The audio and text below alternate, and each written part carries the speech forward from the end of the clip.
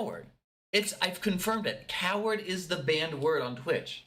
Coward is actually a banned word on Twitch. C-O-W-A-R-D. The word coward. A coward back down energy. Like, he did not finish Shipwreck 64 and is instead watching the remaining 3 hours of the video. That word's banned from Twitch for some reason. It's fine on YouTube. So we're live on YouTube. We're not live on Twitch. I guess for Twitch people, it'll be a little bit of a cliffhanger. I raged out of this game. However, I do feel bad. We didn't finish it. And I think, I mean, the past, like, couple of minutes of me getting ready for lunch, I went back and forth about how I want to handle this. And I figured two things. First thing is that it's always been a hard and fast rule, not just for Halloween games, but for any game, where the second I start getting really frustrated by what's going on, the game's off. Like, that's just how I do these games, because when I start getting frustrated with a game, it stops being entertaining, and it also stops being fun for me. So it's not entertaining for you guys, it's also not fun for me. The second thing is that I could always come back to this game later. I have a save point. I think the game has Steam Cloud. So if I come back to this at a later, or even later this month, or later in a different Halloween, I can come back to this and be like, okay, we'll just play it right from where we left off. I'm ready to go back into this. However, for now, I think we're gonna end off finally on Shipwrecked. We have done a combined 8 hours of this game, perhaps more. I think it's gonna be 10 hours in total. I'll try to put an armchair detective up, but for now, we're just gonna finish. I have my salad. I'm ready for my cholesterol level to decrease, and we're just gonna watch the rest of this. Also, another big factor of me deciding whether or not I want to keep playing this was I found out that we're only like halfway through the game, and that was enough for me to be like, I'm done with this. I can barely put this amount of time into Elden Ring. I can't put my amount of time into this. So Spooktober continues, but this is the last Shipwrecked bit. I think this is going to be the last stream of today. We're laying back. We're just gonna watch the rest of the Nightline video. We're not gonna go back to playing the game. But we are going to see the story, the mystery, to its conclusion at least. We will of course continue with Voices of the Void. That's going to be probably tomorrow because, like I said, I do want to finish up some recording later today. And we have plenty of other horror games that we're going to be playing as well. Some of which I might also rage quit from. Others might go a little bit longer. I don't know. We'll see. Some of them are just spooky. Some of them aren't necessarily or scary games. But I feel good that we got to the point of the game that everybody was talking about. But then as I was thinking, like, I have to get every single one of these motherfucking computers and get jump scared every 5 seconds while I'm trying to put these in. It was too much for me. It was too much for me. And maybe there is some coward back down energy, and maybe, you know what, maybe that's why I promised that there would be coward back down energy, okay? Maybe that's what I said. Maybe I said that. But I decided that was too much. So we're gonna continue off of the Nightline video. I'm actually gonna go back a little bit to see what the workstation run was. I still don't really understand what it, like 5525. I don't know what the code was. I didn't get it. Maybe this didn't go through my head. The codes were getting more complicated too. I was like, let's just watch the video. And now the race, while avoiding what lurks. Oh, this is Nightmine, of course. It should go without saying. But let me get the tab here, right there, so you know. Let me get it a little bit smaller, and I think that should be straight. And then I can just enjoy. I can just stand back. I can enjoy my salad so much better. It's in the dark. Run to the next room. Hit the switch on the wall, and you've got just under 10 minutes to find all 20 workstation computers and type 1997 on each. I didn't know. It's not impossible. Just an anxiety-fueled, looking over your shoulder, frantic button pushing, barrel spotting, holding your breath, never really safe speed challenge. It's okay. You can do this. Your absolute best bet is exactly this.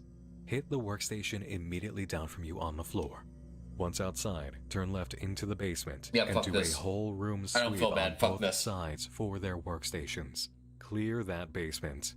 Back up top, get all of the workstations in the small buildings. The cave area with Stumbler's recorder just God, if you miss one, you have to like figure out why it's not finishing. Yeah, no, I don't feel bad. Giant computer.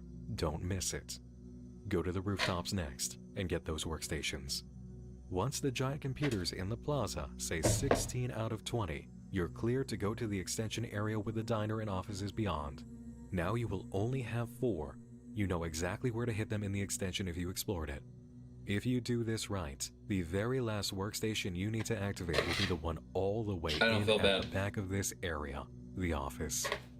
And once you make it, you end up transported to this room, where even Bucky asks for a break. Once you two have recovered, go through the door, and you're now in a fully operational big computer room. The task left is simple. Collect 3 batteries, drop them off at the big computer in the basement. There's one on the walkway outside the ramp in the music note room. Oh, fuck Be those. sure not to try falling off the edge with it. Bucky can't do that with a battery, and he may get stuck on colliders. Just walk it back normally. There's one in the cave room with the crystals, and one in the office area at the very end of the extension, because you know there had to be an anxiety-inducing one. This works exactly like collecting the boat pieces earlier. If the spacey 90s tech music gets interrupted by anything spine-chilling, drop the battery and barrel. You can pick it up once you're safe and carry on. And once you have all 3 batteries... So I assume this works exactly the same as before.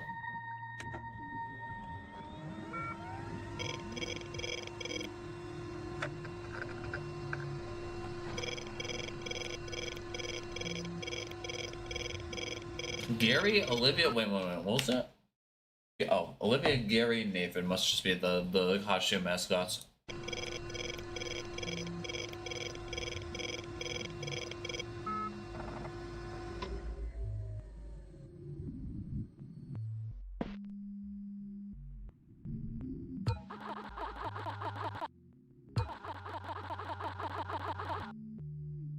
Some kind of file somewhere. I wonder where. On your computer, downloaded gore onto your computer. Congratulations. You'd better retrieve that zip folder. Run back to the basement, hit the switch on the big computer. A browser tab will open inviting you to download the folder.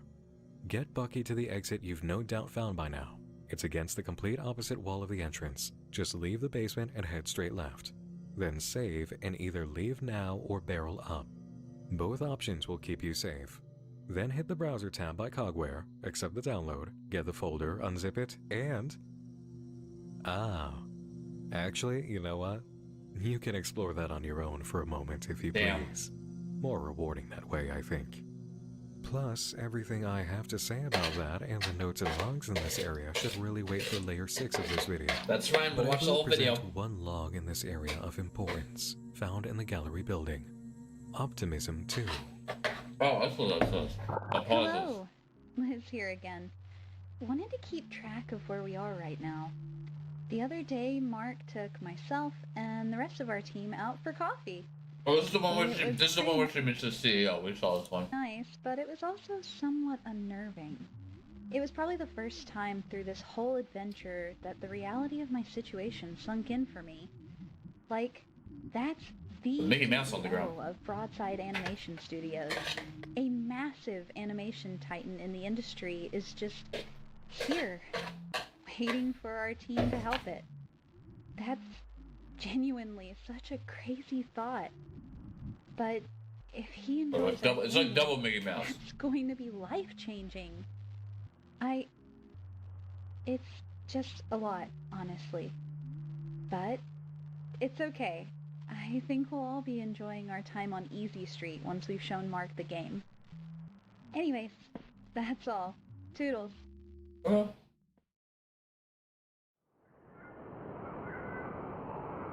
Layer 4, that's right. That's what they promised when you complete that area, but I'm good. You know, I'm good. I'm really good. I promise, I'm good. I don't feel bad about this. After leaving Layer 3, even Bucky's surprised at where you are.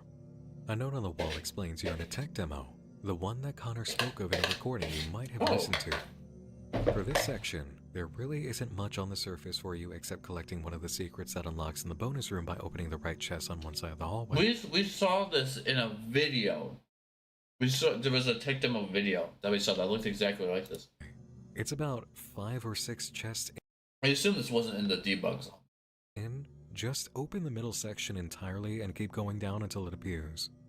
You can interact with the tech demo all you like, of course, but overall, it is a tech demo. A light, airy reprieve from the hell you just went through. What you can catch in a room farther along is this statue once again watching you through an upper window. Eventually, you make your way to this pink-walled and fenced area with a safe canvas, and the large room at the end with a gate and an elevator. There's no going up, but you can head down. And this is another point at which, if you only came back to get unstuck, you can run free again. No, I'm But good. with two Just keep important going. notes. First, the elevator can go down 2 levels, not just 1. Personal critique of mine for game design, it should have actually been noted. It's 2 levels. That little touch would have been kinda helpful. And on that second lower level, explore and make observations whenever you have places you can look at if you aren't sure how to proceed. The invisible step isn't entirely intuitive, but the moment it clicks and you take action, everything from there is pretty logical. As for us on the guided tour, it's time to hit the elevator.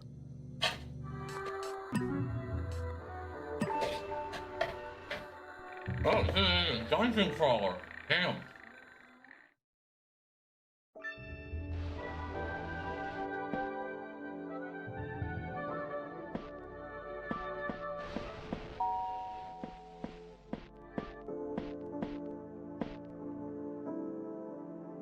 Very nice. Very soothing. Wow, much nicer here, isn't it? Completely different atmosphere. Bro. Clean, new, quiet. Well, it's still Look pipes. around a bit, and you'll see a locked door and a room with computers and some codes on the wall. The opposite way has a keypad and a gated-off section. Outside, a whole series of tall buildings with windows lit from within. What's on the further end of that room with computers, though?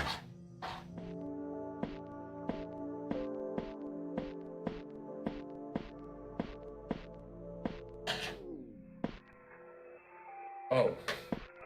That's not good. Noise. Odd noise. We don't like that. So, into the elevator before we find its source, and down we go. Because there is another floor. Now, I do have to admit I made a mistake. While recording this section, I accidentally left up the map I pieced together from the first component of this level for the night I finished the game on stream. So the beginning footage has my edited map to the left, including the e-meme of Markiplier, the patron saint of surviving scream-on-camera horror games about animal monsters, which I used as my key for the elevator and, yes, a good luck charm. The good news is, Saint Markiplier did grant us victory. The other good news is that using this map and the footage that does show, I can still guide you right away and explain how the map even exists. As soon as you step out of the elevator here, you'll take a right, followed by a left, bringing you to this computer. You know the drill. Tap the switch, return to the game from the browser pop-up, hide in the barrel, then check out what you opened. I see. This is Stumbler's map of the sewers, which is actually incredibly useful compared to the plaza the map. You sewers really do need this one. Your objective here is to find the method to get past the gate to the control room, where Stumbler himself confesses he has not explored. The area with the green line represents a door that connects to that lower section, a quick passage. It's useful because you can follow its path to the control room spot, which you'll recognize by seeing these 2 dead wolves in a cell above you under a red light. The gate here is what you need to unlock to benefit from the sewers. Stumbler has indicated that in the area of the green circle, there's a hidden door, a false wall to an area they call the phone. Is it because it looks vaguely like a phone, or has a secret purpose? Well, if there's an additional secret here, I've yet to find it, but there's a reason to know about it. If you went to the phone immediately, you'd have nothing to do. You could explore the entirety of the sewers, but the only thing of actionable interest is the cell, which, if you looked in, would present a computer with a switch. But how to get it? The keypad is on the other side. It looks like a guy. I actually don't know how to describe that. There's gotta be some kind of secret. Well, obviously it's a guy, but like it looks like a particular guy. It's the only logical He's going thing like, here. So then you explore like mad to find that That's secret what it looks like passage, he's doing. especially if you've had a deathless run, like I did, trying to keep my deathless run. And then eventually you face the truth. Exhausting all other options, you've got no leads of any obvious nature except for the cell, and their secret way in. Oh, how you wish there was a secret way in. You know you have the code for the cell. You've had it through Stumbler and Wolf's Guide just in case. If you've never had to use it, you will now. I'm sorry. You need to get hit by the monsters. Oh no! If you had the right pieces, you could make this run without ever getting hit. But without seeing those pieces to know what to do, there's just no other way. Now inside the cell and hopefully not shaken up too badly, you have access to the computer and can see the clearly dead wolf and the many days he spent here, as well as the plate-sized Tamagotchi he played with until dying of dehydration. Tap the computer switch, get a browser tab, and find that the keypad code has changed. Yeah. So this is easy. Take the original keypad code with its digits in their natural places and Wait, oh, that's what the jail videos were. Instead of 7418, it's 8714. Type that into the keypad and you're good to leave. Or check out the wall jump area where the grate just disappeared above the dead wolf. Or if you had failed that, or you're just sick of wall jumping, or you got curious before even trying the switch, inspect that Tamagotchi and phase through the wall, finding a door to a shortcut up to the top of the wall jump. Here you'll see 4 barrels, 2 with unique colors. It's another color code, so match the order to their corresponding numbers. 9396. It's so complicated. Take a little boat ride, and at the end, find a keypad, a computer, and a tape recorder. Devlog Panic. Toss the fucking script. It's done. It's over. That went horribly. That I went can't even horribly. lie to myself on this recording. It went horribly. All that work, all for nothing. It's only a matter of I shouldn't make fun of him. 2-week notice. I'm the one who cowered it out. Things went horribly. Interesting. And somehow, not actually surprising, knowing what occurred with this game. Enter 9396 on the keypad and access a new video, featuring some time codes and images. It's easy enough to understand from the images that there are invisible switches around the sewers and some spots are recognizable. But in case they aren't, the time codes are there. They indicate the room to find that switch on the runtime for the sewers map video. Be careful with studying the last image in the room with a ramp. The camera pan on that was terrible, leading you to believe the switch was somewhere it isn't. It's in the bottom right corner of the screen from the first frame, very easy to miss with this composition, on the side of the ramp. The second button is in the upper room for the area known as the phone, past that false wall. Hit the first switch, which is along the wall immediately across from the jail cell opening. Get the switch on the side of the ramp near the control room, and strike the switch in the phone area, and you'll have that gate at the control room open. What? Just try to avoid the encounters this time. They'll be harder than before. I'm glad I missed you'll you. find a room beyond with a How'd you computer miss me and with tape that recorder. shit?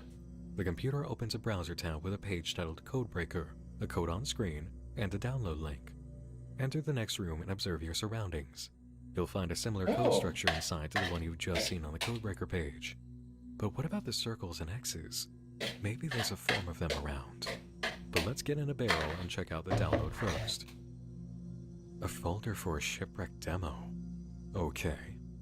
It starts with the same settings choices in the base game, then it loads us into the menu. Tap A different game? and changes begin. You have to play a different game?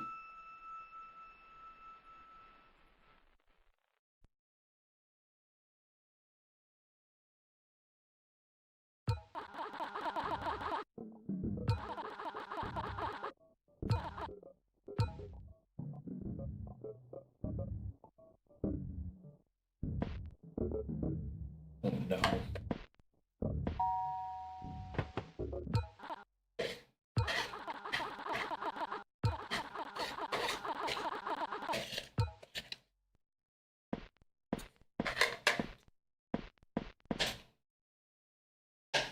I'm so sorry for eating on the mic, I know. Wait, what? Wait, what's it? What's it?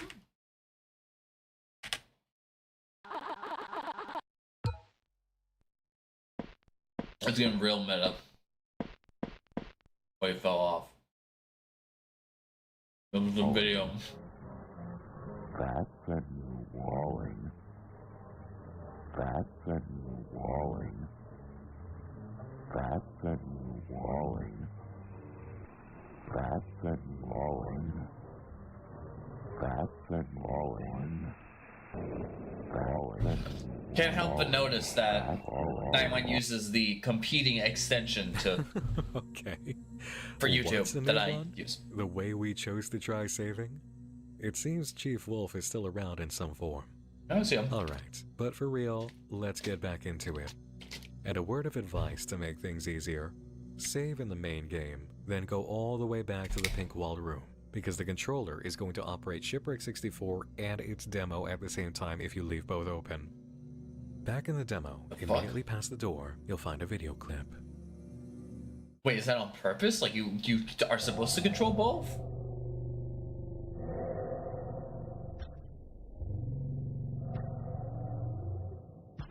Wait, is this live action footage? I thought this would just be like in Unreal, like proper.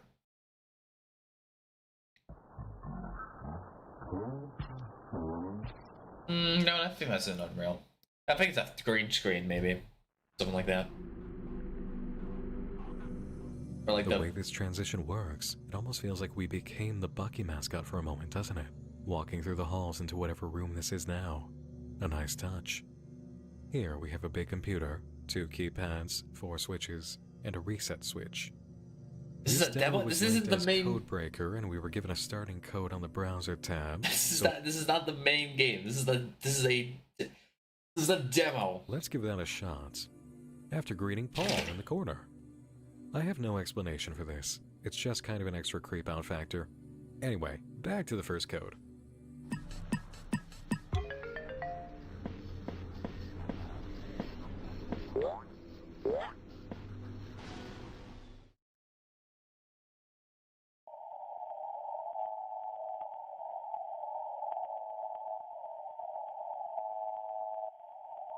Okay. Man-made horrors beyond my comprehension.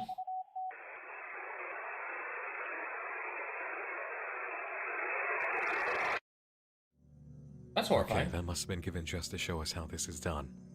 We need a green and red switch pattern and 2 codes. Wait, what? Thinking back to the full game and the actual control. Wait, what? How did you get that from that video? And a pattern of green and red computers on the desk on the same wall. Let's try that. What are you talking about? What did that video have anything to do with this?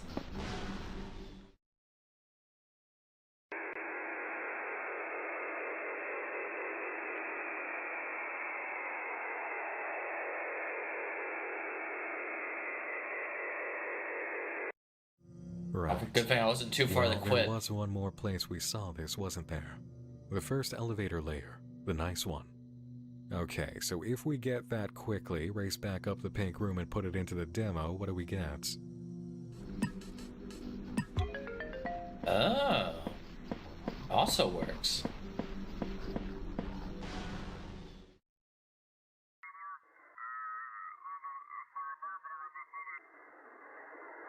One.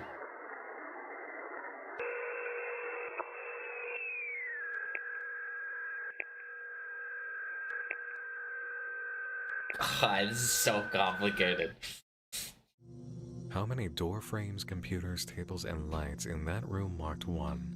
And we know there's an area beyond it too. So maybe there's more further down to give us the rest of the info. Because if this supplies 4 digits by doing the counting for something marked 1, that's gotta be the first keypad. Back to the main game.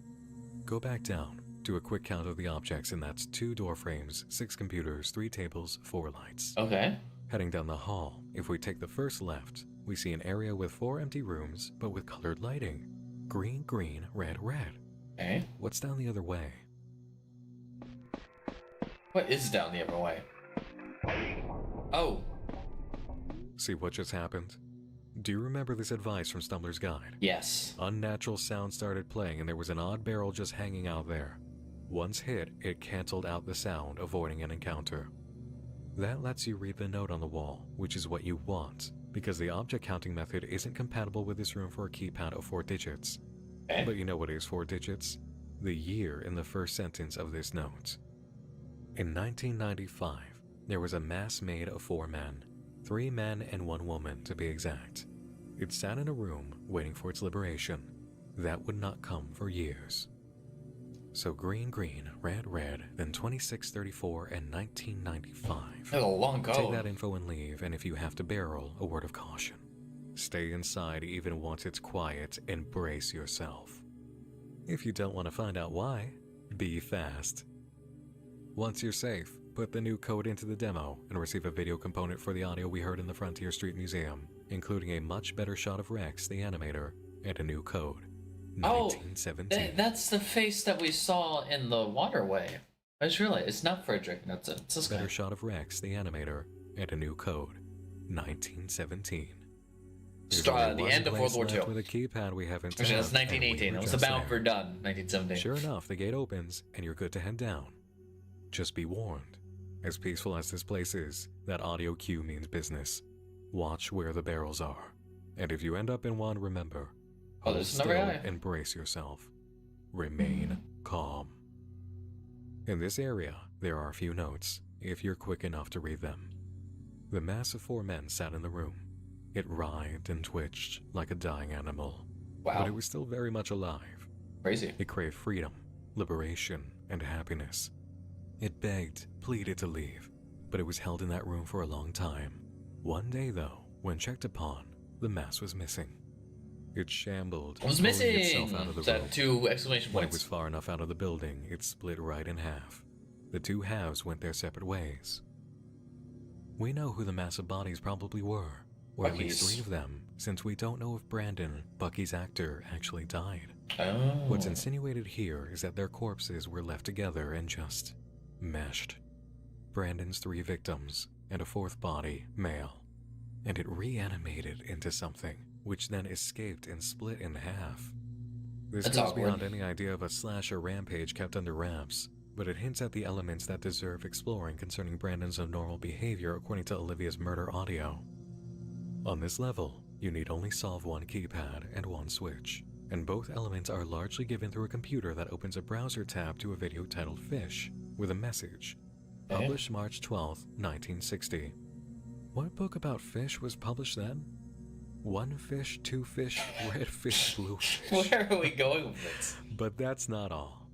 In the video description is a link titled Location, showing a secret switch on this wall, and the uploader is JD from Bullet End. There's another account? How many fucking YouTube accounts did they make for this fucking ARG? Jesus. D, like the character? That's going to take some looking at later. So, hit the keypad. The code for which is 1, 2, then the It's like colors for red 4 and or blue. 5 at this 8, point. 3, and then go get that switch. Could we mention the statue overlooking your progress in the hallway? We could, but it doesn't matter right this second, since its time is coming. A final note from Cogware says we know where this tunnel leads. We'll know it well. Just promise that we'll stay calm. Going through will open the gates. When we enter, Bucky does recognize it. Just keep going, he says. It's Oh. safe in here. Yeah. Deep in the tunnel, we come across a large beating heart. There's nothing to say about it for Bucky. Nothing to interact with. Just observe it, and the odd mirror that's here now. It's just like a reference to Grand Theft Auto 4. We keep going. I almost burped right Back to on the the camera. level of the convention tech demo, in the pink room, the last gate is open. You survived it all. Are you ready to see this through to the end? Wait. I'm sorry. Wait, did you see this whole thing was the demo? Back on the level of the convention tech demo, in the Oh no, the tech demo in the game. pink room, the last gate is open. You survived it all. Are you ready to see this through to the end?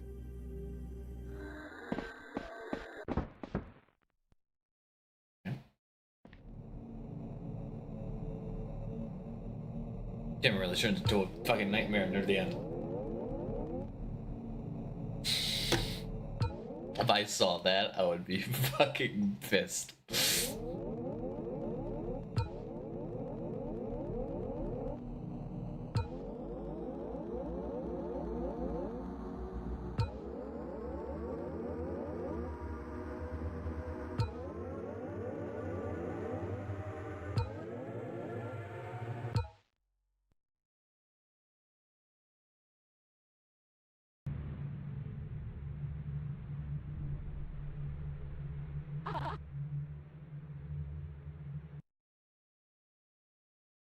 I ran into a monster earlier today.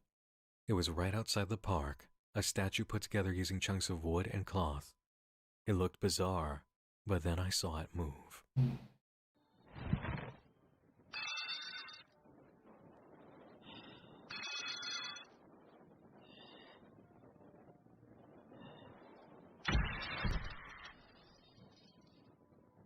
Uh-oh. It's you. I thought I was the only one rotting down here. So much has happened. So much. It's all beyond your understanding. It's wild. All out to me. All four of them. I hear their voices. Their jumping moistness? around in the inside of my Huh? wooden shell. Ayo? Even down to the pulsating mass laying beneath it. I need you to find me. I won't This need acting is so to corny. catch. You'll need to prove to me that you You need to want what I prove to me have. that you need to go down do that as I path.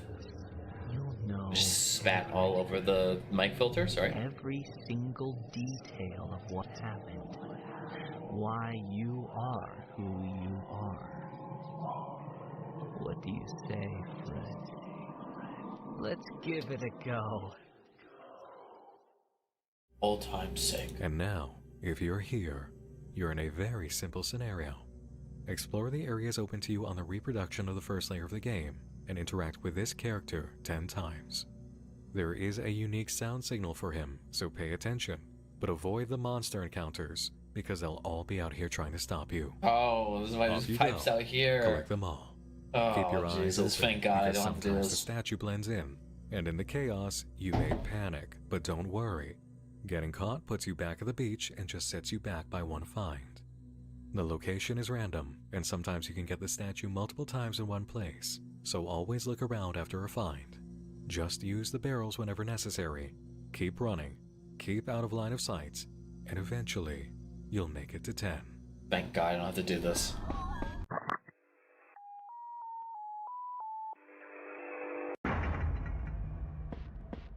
Congratulations, you won.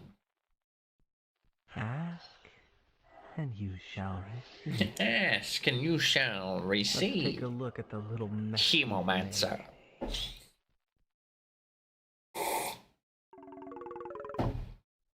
Oh, there's the sound from the. Oh wait, I've been here.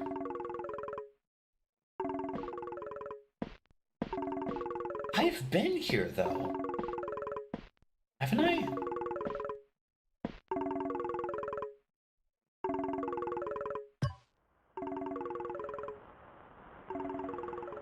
Connor, look, I'm gonna be honest with you. I've been playing this for about 2 hours now, and I'm not seeing the widespread appeal you've been promising us. No, this is different. It's- This is different. Clip. Well, to be honest with Same you, area, it's different clunky. clip. I don't know what I'm doing. The characters who you promised would have depth and life. They are just flat. I thought that's the entire point of a 3D game. What? You oversold it. What? That's what I'm trying to say. The company is meant to be forging new frontiers, and to be frank, after Oh, what that's happened the at Studio Crow, Grounds, right? I really don't think this is going to be anything. It's not going to be anything in the same tier as our movies, our park, anything.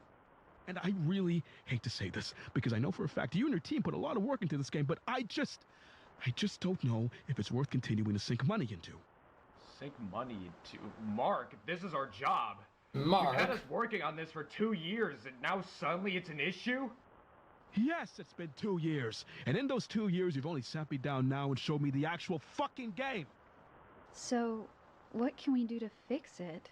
No, Liz. This isn't a fix the game issue. It's a fix your perspective issue. You are sitting in front of some of the greatest I don't know. technology He just of kind the of sounds like decade, he and sounds you're like the gonna brush nostalgia it off? critic. Connor, I'm not brushing anything off. I'm just trying to understand where this... Who are these Sorry to people? say, Mark, but it's true. It's Oh, not it's the that we've made a Walrus, the bad Crow, game. We've all and exceeded the industry Olivia, standard. I guess. What we're having a hard time passing is your thick skull and... Connor! Stop. Look, I'm so sorry about him. He's just under a lot of... Is it Harley? Is it not worth it anymore because you're trying to treat her instead? I guess the person What? to the Yeah. far I right. said it. What are you bringing her into this for? Because I bet that's what you're gonna do. You can't keep funding our 2 years worth He of work. sounds like You the gotta fire our nostalgia fancy critic. casket. I love it. Unbelievable. Mark. The Look, Mark guy just sounds I'm really like a sorry. guy from like Deus Now, Ex. Liz, you're fine, okay? But I want you to know that we are done professionally. Like a Right? I don't wanna work with 1998 any of you guys again. AAA game. Quite frankly, I don't want to see you guys touch our property. Any of that. Am I clear? Yes, Mark. You can go now. No. No. Because first of all, I want our equipment back. You can go now! You can go! Leave! Take a step closer. Lay a fucking hand on me. You lay one hand on me, I'm gonna make sure you stay in jail for a real long fucking time. Huh? Who are they gonna believe? You? You are nothing. You I will are be taking nothing. my leave now. Good luck in your future endeavors. I expect the office to be cleared by next week. Do not contact me There's again. a fourth, isn't there? I'm zooming in on this and hoping I don't. Okay, no, okay, we're good. Man, Connor fucked up. That's why you can't trust people named Connor.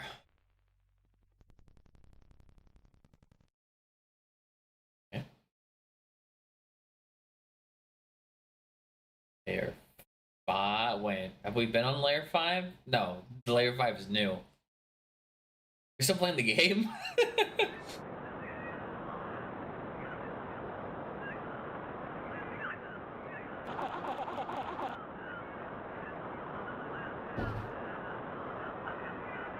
Oh boy.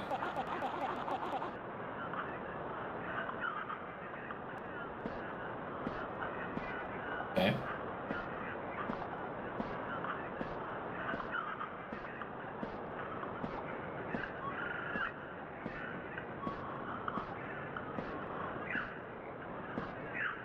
We're halfway through the video. We're not gonna watch his review, but I guess we will watch his analysis in this case since we didn't play the actual game.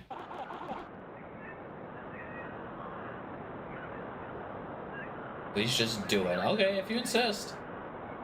Triple jump off the balcony to your suicide. Kinda looks like Reg Hotel. There'll be like 3 people who watch this who understand what that means.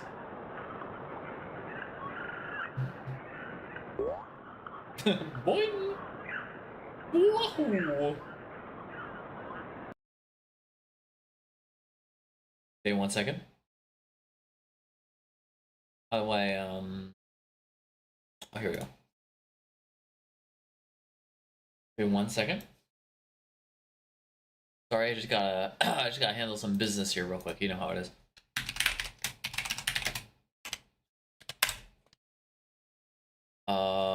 Which one do I want here? Shit. Can I mute the desktop audio real quick?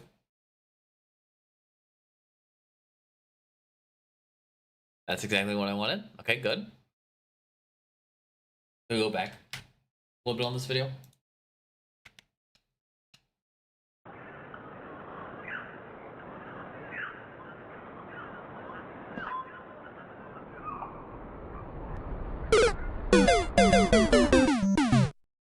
Oh, he did! It's a thank you for playing our game! Look at that. It even ended on it. It's a Super Mario 64 reference. It worked. Wait, can you not see? Wait, why can't you see the window? Oh, shit, you couldn't see. That joke didn't work because you couldn't see it. Well, that's okay, because I can just do the joke again. That's how this works. Especially since this is gonna be in the edit. Listen, editor, do the correct version of this. Hold on, we'll do it again. Just play it exactly how it was. No, just go into this blind and pretend like this is what I did, okay?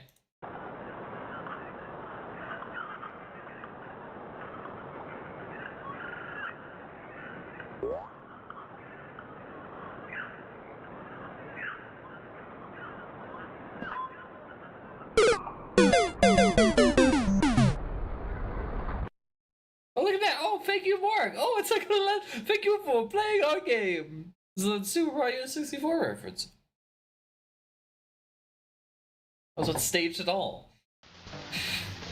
Boy. It's totally exactly how it happened on stream. Sounds like it's entering Contra. It's like a Grinch. You see that?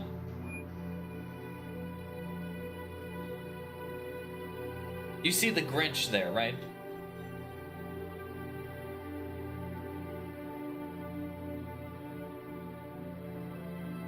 It's like more of like a Rasputin.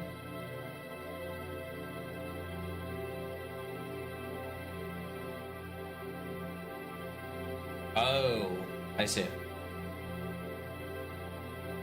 And deserved. Oh, for reasons we now know.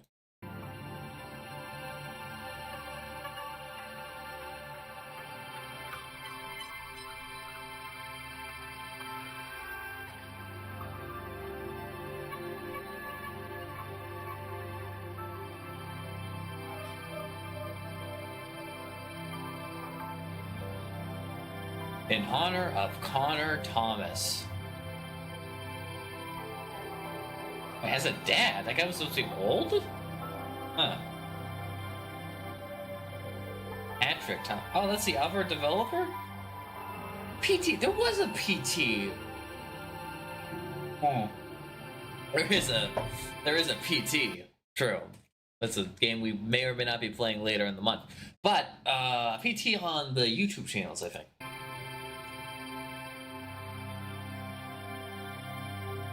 I mean, they're still creepy as fuck. It doesn't really help.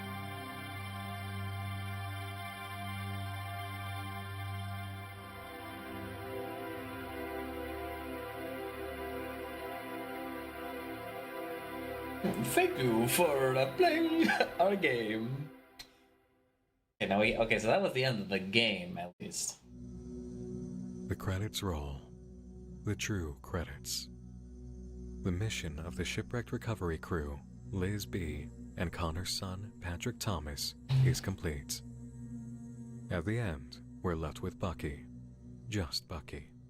Confused, wondering why things are the way they are, acting a little frantic, and finally unable to just stay still with it all. A lot like us. Because of course, we're far from done. Oh no. Jesus. I'm assuming we're into the analysis part? Mm-hmm. He said layer 6 was analysis. So I think we're done.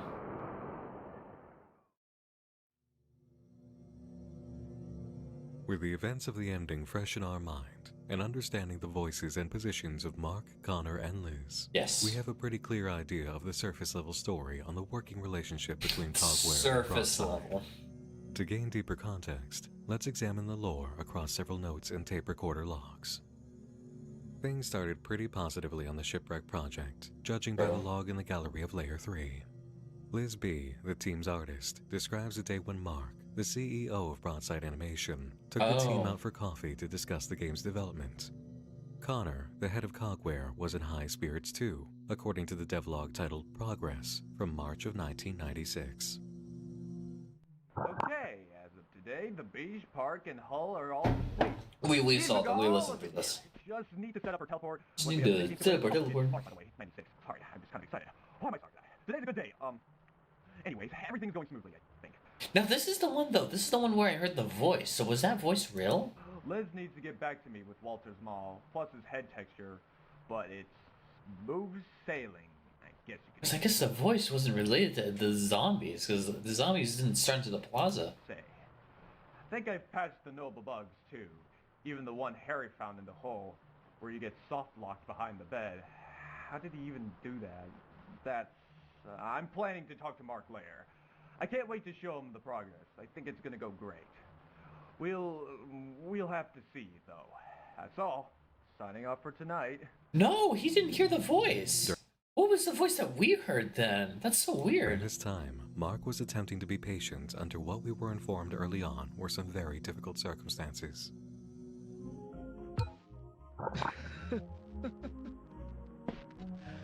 Yeah, I'm gonna be honest. I'm gonna sound like a madman recording one of these things. You know, I just kind of need to feel like I'm talking to someone, even if I'm not.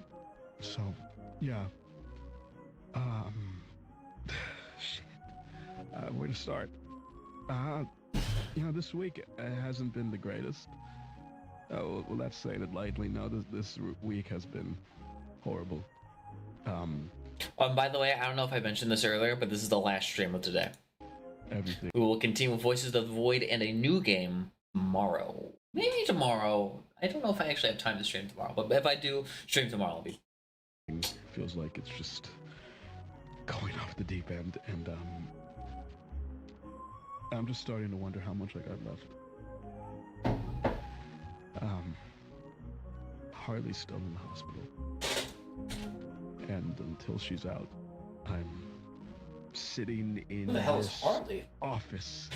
It's big. Is his daughter? It's cozy, yet it feels so empty. So empty. Not a single soul has entered this room in days, aside from myself. But you know what? It doesn't matter. Just remember your affirmations, and affirmations, yeah. you'll be fine. We know from the meeting at the end of the playthrough that Mark's wife Harley did not survive her ordeal at the hospital. Why? And things didn't seem to be going well in general. He was being patient in the early phase, and even encouraging the team personally, according to Liz. Things weren't good though, and in time, it seems he started to lean on Cogware for results. The first sign of this comes from Connor's devlog titled Random. Alright. Today is August 12th, 1996. We've been given the go-ahead to get back to work on the project. Okay, we've heard this one. I'm gonna let you guys hear it again, but I'm gonna take out the smoothie bottle. We're all getting and back the salad. Harry's been at his workstation all day, playing through, well, he's been stuck on Olive's level, the coconut one. And Liz has been busy as always. She's trying to catch up on the game's artwork.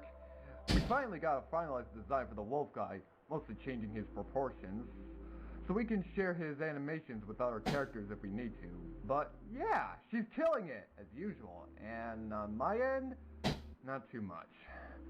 I'm just chipping away on a little debug map right now, calling it just the Plaza for now, until we can think of a cooler name for it. But yeah. Plaza. Things have Oh been no. rocky, but they've been given the go-ahead to get back to work on the project. That's suggestive of a meeting to discuss progress, and at that point, Connor was working on the plaza while minigames and final models were underway. There is a curiosity about the development path for this game in the early days. We know from the audio in the Frontier Street Museum that it's based on the island theme park Broadside Beach, and because of that, we can judge the pool, waterway, diner, gallery, and museum before Layer 3 must have been in the original game plans too, which means Shipwrecked in its final version wouldn't have ended with just 4 tasks to save your friends, even if the game simply works that way. It's pretty straightforward. It's a logical small game, but it does feel too short to be realistic, doesn't it? Layer 2 is the evidence that proves it was too short, because Cogware designed more for the title in line with the theme park. But if development slowed down past Layer 2, what caused it? Let's listen to this devlog Connor made, titled Mark. Hearts and souls into it, but is that even enough? His standards must be We heard this one, yeah, I remember astronomically this one. high. Plus, after the thing I found, I just gotta be honest. I feel so much less safe around that man. Do you remember the hate Mark message on the chalkboard from the waterway? Oh! It could be an early hint at Connor's anger, but it could also be a timestamp for us in relation to the first half of the devlog we just heard. Put our hearts and souls into it, but is that even enough? His standards must be set astronomically high. This means something must have changed after whatever made things rocky in August, and at the time, the team was still working on the first layer of the game.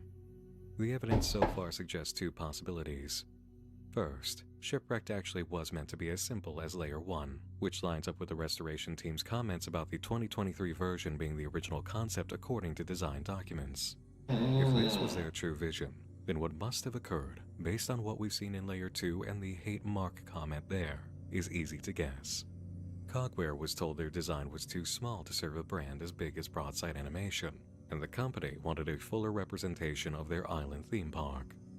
His standards must be set astronomically high, Connor said, which is what a lot of game devs must feel after meeting with a client who asks why the product isn't more expansive. The other possibility is another more common issue we all know by now as the horror of working in major games. The astronomically high standard of a ridiculously fast turnaround time. And for a team of 3, that would have been a horrifying time crunch. It's possible Cogware meant it to be a big, faithful representation of Broadside Beach with Layer 2 in their total designs, but the impatience by Broadside Animation was what infuriated Connor. In this possibility, part of the tragedy was that it became a rush job of programming to make Layer 1 a complete story, while Layer 2 would never see completion. The second half of Connor's statement, though. Plus, after the thing I found... The bodies. I feel so much How more it sick connects on that back. bed. Just before this, Connor was working on the plaza, and it's in the plaza that we're rewarded with his discovery. There are 15 notes in this entire area you can find while avoiding the dwellers. You don't need them all to get the message, but you do need most. It's a note from Cogware. I was at the offices last night. I had brought a drive with me. It contained our presentation for Broadside. I didn't grab that drive on the way out. When I slid my drive into the slot, nothing I included was there, but instead a branching web of folders, the contents of which were repulsive. Many different folders, so many names. That were the folders, so the zip folder. So many mistakes. It's sickening. Folders dedicated to old cartoons, but not just that. Cover-ups too. Every slip of the mask was justified. Their goodwill was rooted in fiction. Controversies on Bullet End were silenced. Any bad blood the company had silently fizzled out. This folder contained documents of these lies, created only to keep their story straight. It goes beyond public issues, though. People have died at their parks. And you think it's bad now? Get this. A little girl was crushed in the Squirrel Cruise. Quite literally, head caught between the track and the boat. Well? I saw the pictures. Oh. It's as bad as you think. Oh, and it gets worse. So much worse. Not only have guests died, but employees have too. Yeah, we saw that one. Before studio grounds, they owned an entire island. Yeah, we saw and this. On that island, at the very least, there were 3 deaths. 3 deaths, and no news coverage. Why? Fiction. It's all rooted in fiction. It's a miraculous recovery. That boy had a near-death experience, yet he's back in the park. It was a cover story. It gets much worse, though. On that drive, photos of bodies. Yeah, we saw that one. 4 in total. Very heavy blacks and whites. This wasn't the original image, it was a copy. We saw that. There is footage of the murders. What? Broadside Animation That's has a really bad. history of covering up tragedies at their parks, starting with the island location, Broadside Beach. Their death toll includes 3 murders, yet there were 4 bodies. Those murders were caught on film. Connor knows this because of a mishap at the Broadside offices involving a presentation for the development of the game, more than likely occurring after August 1996, but before the recording of the devlog titled Mark. Do you know what else Connor must have found on that drive? Mark's audio recordings, because it's the only possible explanation for why he had those to put into the game at all. And there's one you may have found in the basement of the plaza that helps put everything into place. I just looked at the numbers. It's a good, Entire brand is going down the drain. that was The a stocks, good I've never line seen read. stocks get this fucking low, and we're still bringing people along. We're still expanding. That's At this a point, soundboardable what the fuck's the one. layoff gonna do? It'll sink us further into the shit. Okay, you know the best option. I think the best option we've got. I've been it's been going in my head for like the past 5 fucking hours now. The best option we got is to cut the game studio we've hired. Okay, you know, we've been basically dumping money into the that's pockets, the you found I kind don't of. know what exactly they're making. That's I haven't horrifying. heard from them in months. Okay, here's what I'm gonna do. I'm gonna schedule a meeting with them. Okay, and if they don't have exactly what they've promised, we cut them off. The PTSD response from the fucking. Fighting chance. You know what? I just realized I'm throwing the exact same amount of money I'm paying for Harley's medical bills into this fucking game studio. It's a lot better acting. This is the only recording by Mark that could immediately precede the big meeting at the end of the game pulling Shipwreck's funding. And by the logic of the writing, it had to come from the drive Connor picked up at the Broadside offices, Yeah. or it would be impossible for him to have it and us as players to hear it. True. Imagine being Connor, having just heard that recording by Mark, and listened to his devlog again. Hearts and souls into it, but is that even enough? His standards must be set astronomically high. Plus, after the thing I found, I just gotta be honest. I feel so much less safe around that man. Connor's devlog works perfectly as a reply to the contents of Mark's recording and seeing what was on the drive. Yeah. It's the only time Connor alludes to Broadside's cover-ups and shows outrage against Mark's expectations for the project. And now we know why Connor took such a vitriolic swipe at Harley during the meeting. He heard how furious and dismissive Mark was about Cogware when their funding could have paid for Harley's treatment. Now it's not the best option we got is to cut the game studio we've hired. Okay, we've been basically dumping money into their pockets, and I don't know what exactly they're making. I haven't heard from them in months. You know what? I just realized I'm throwing the exact same amount of money I'm paying for Harley's medical bills into this fucking game studio! Look, I'm so sorry about him. He's just under a lot of... Is it Harley? Is it not worth it anymore because you're trying to treat her instead? What? Yeah, I see. Because that's what you're gonna do. You can't. That's pretty direct, yeah. That makes sense. You gotta buy her a fancy casket. Unbelievable. Mark, look, So Connor's devlog is out of the running for a reply to potential requests by Broadside to expand the game. His moment of fury has to be after seeing the contents of the drive and needing a reason to be furious at Mark over astronomically high standards. Yeah. It's still possible Cogware received new demands to expand into Layer 2 before this as the explanation for rocket development around August. It's weird that version 2023 as the true vision entirely cuts out Layer 2, which is more faithful to Broadside Beach and what the company would have wanted in the title. The issue surrounding Connor's log, Mark's log, and the situation around picking up the drive is a very specific logic scenario that doesn't add up. It is impossible to have Mark's audio without Connor having the hard drive, because every personal item of Broadside's comes from the hard drive swap. It's the only logical explanation you can use to justify Mark's audio. And is that being folder, in-game. is that drive the same Mark's audio folder? jumps us right to the end of the timeline for the working relationship. If we, I don't Yeah. know what exactly they're making. I haven't heard from them in months. Okay, here's what I'm gonna do. I'm gonna schedule a meeting with them. Okay? And if they don't have exactly what they've promised, we cut them off. Which indicates that the reason Connor showed up to the office with a presentation would have been for the meeting Mark demanded, and it was at that meeting that he killed the game. Remember, the only reason Connor has Mark's logs is because he took the Broadside drive. Connor got that drive while visiting with a presentation. Mark's log saying he's about to kill the game was on the drive when it was taken, and he said he hadn't heard from Cogware in months. Therefore, Mark's log precipitates whatever summons Connor to the office in the event when he gets the drive. And there was only one thing Mark would have wanted him there for, which was the final meeting. Yeah. What we have here is logically flawed, because Connor's reaction doesn't present anger over the final meeting. It only works for having discovered the drive and new expectations by Mark for the project. He also wouldn't have such perfectly pointed venom about their funding being used for Harley at the final meeting unless he'd heard the log beforehand.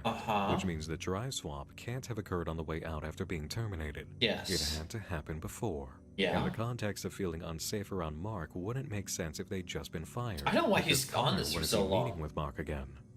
We also have Connor's reactions to the funding being pulled. I don't in three understand different where logs, his which we'll get to in logic just is. a moment. Okay. Connor can't have shown up to a regular meeting for a presentation.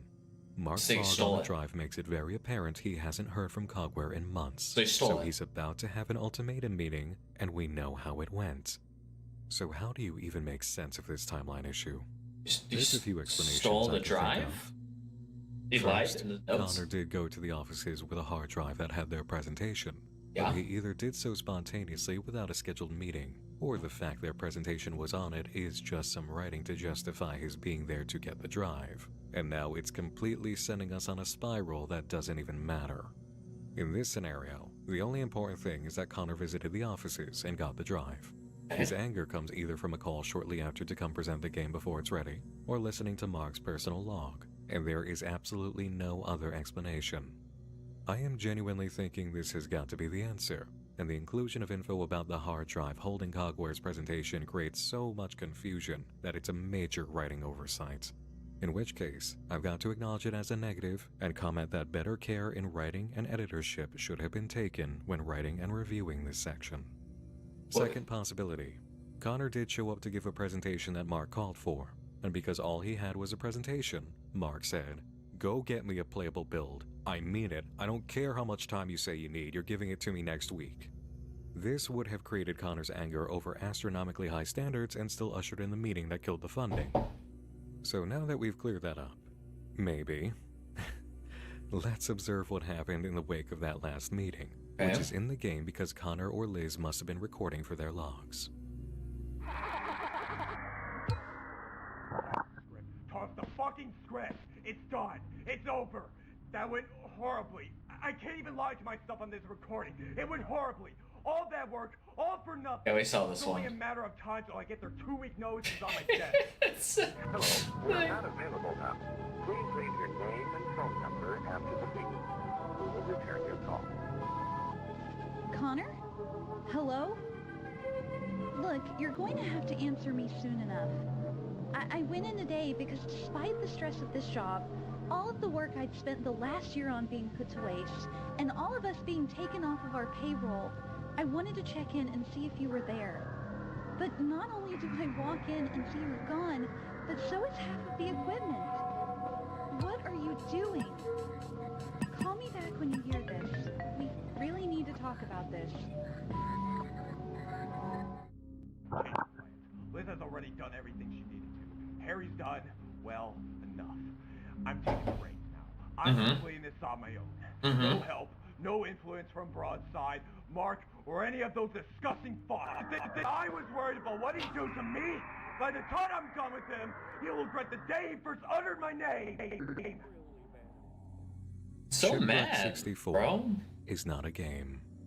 It's a cannonball aimed directly at Broadside. Connor knew Aimed this was the best chance hey, yet that's for a good one. Cannonball at Broadside. anyone to Clever. sink the company.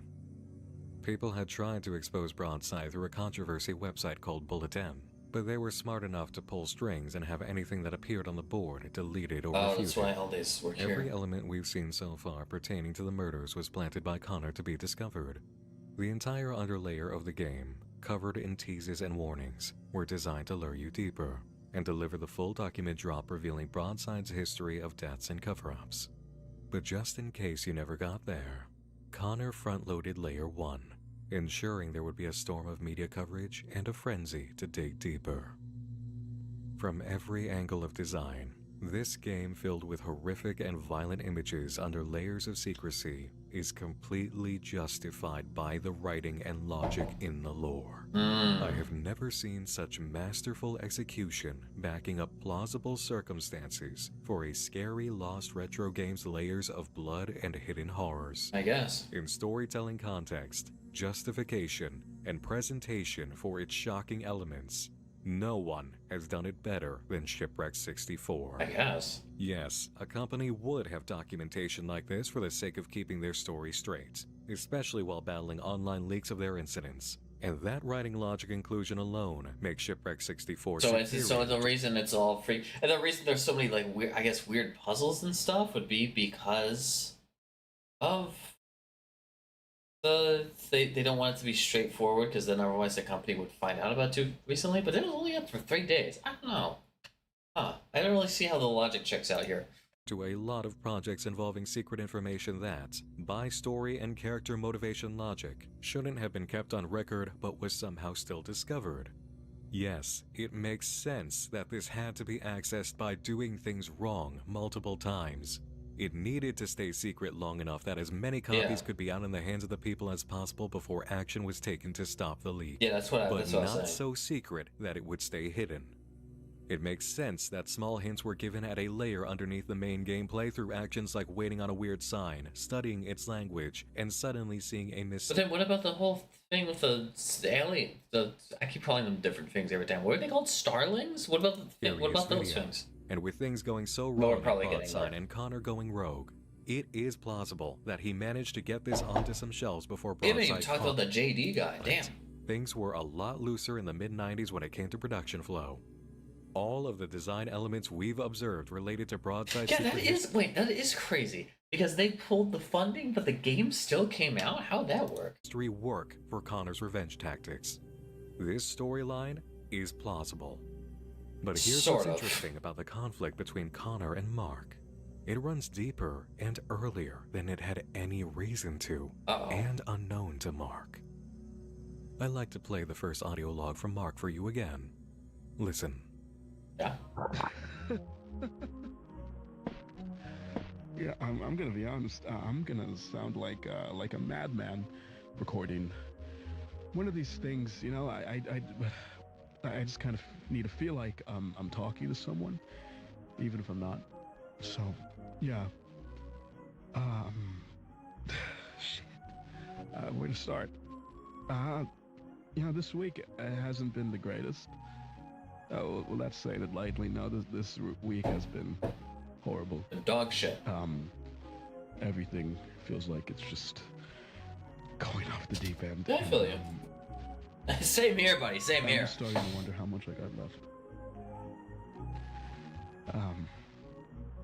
Harley's still in the hospital, and until she's out, I'm sitting in this. So what does Harley fit into this? It's big, it's cozy, yet it feels so empty. Not a single soul has entered this room in days, aside from, you know, myself. But you know what? It doesn't matter. Just remember your affirmations, and the affirmations guy. That's why you can't trust him. So Harley, Mark's wife, was hospitalized, and whatever put her there ended her life. In the layer containing blots, right before you leave the game, there's a log from Connor about an unexpected element at this point in the narrative.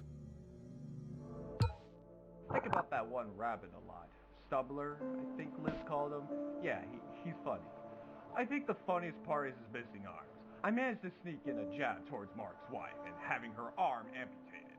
She was fresh on my mind when I was suggesting the idea to Liz. And hey, her making her a little guy a hopeless romantic as well. It lines up pretty damn well with how Mark is, doesn't it? Funny character. So much drama. It does remind me, they've got another rabbit, don't they? That'd be a fun thing to put in too. Put in a jab at Mark about his wife having her arm amputated in the same conversation with Liz about Stumbler, a hopeless romantic trying to make art to impress a girl rabbit, and even that's a weird reflection against Mark. There's another log confirming what happened here, accessed through another secret. When Chief Wolf said after failing his minigame that he'd leave you a we never got to the which debug turned out to zone. be the object-seeking vision, it became useful in Stumbler's game. Very useful, as you could discover an invisible door at the end of the platforming rocks. Jump and activate it, and you'll enter the game's debug room, which has a few secrets. The one we're concerned with right now is the first entry from Liz's Optimism series, found on this barrel. Hey, Liz here. Wanted to just throw my hat into the ring. Connor said he would be recording his work on the game, and I wanted to try it myself. It'd be a nice way to keep logs of development as little we heard this, to look at so I'm gonna wash out this coffee cup. So, today it's December 1995. Yeah, and I've been working on designing some of the bonus characters one may run into in the game. Been doing this little rabbit guy. Connor thought of a funny gimmick today and told me that it shouldn't have arms, but would still try doing things with his hands. I'm back. There you go. Connor told Liz that Stumbler shouldn't have arms. Yeah. His jab at Mark over Harley's condition was that callous. And he'd been doing this since December of 1995, as development started. And suddenly, it makes something else in the game that was so confusing make much more sense. Oh. This projector scene. Okay. Can't tell what's going on? The Would rabbit. you like to see it solid, in color? Because this original footage is in the files for the game, and it's worse without the projector effect.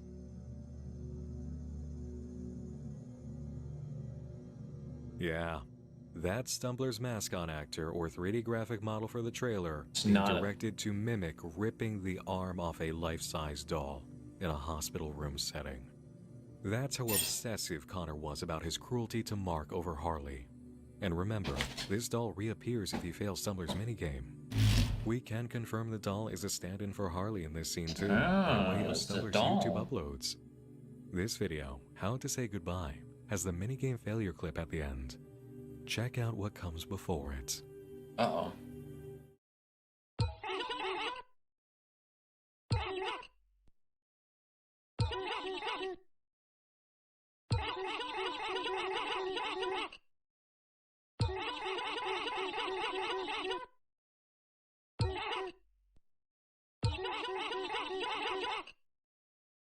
Well, that there's Cruel True?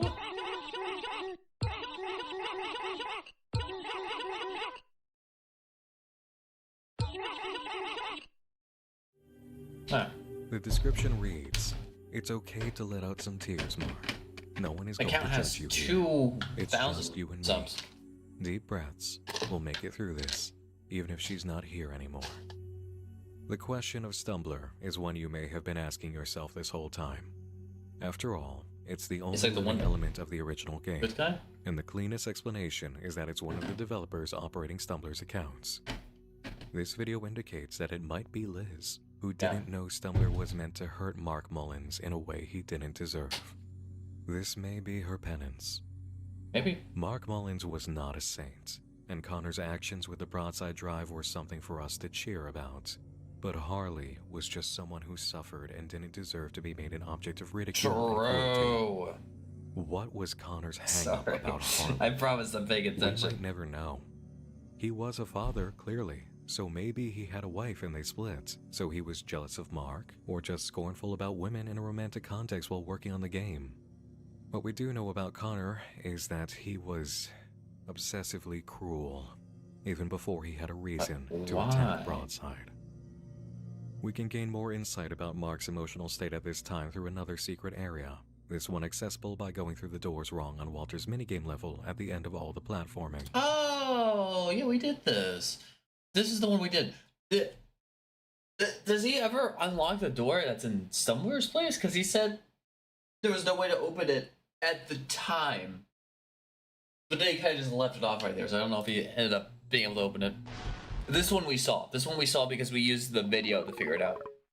This is the one I was thinking of.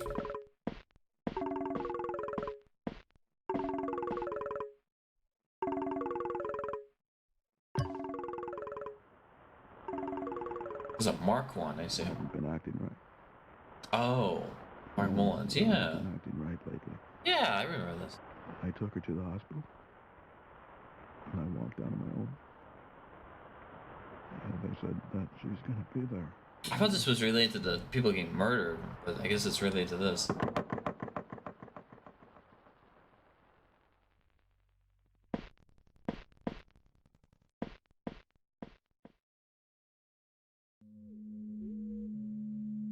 Yeah, this part. We saw this. He says he's ugly. He's an ugly ass fucking beaver, which I mean, can't say he's lying.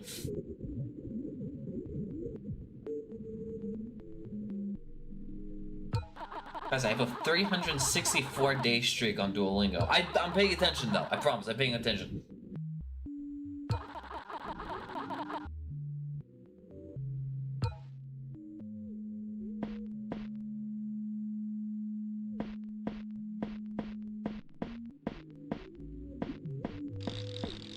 And then he gets hooked. Yep.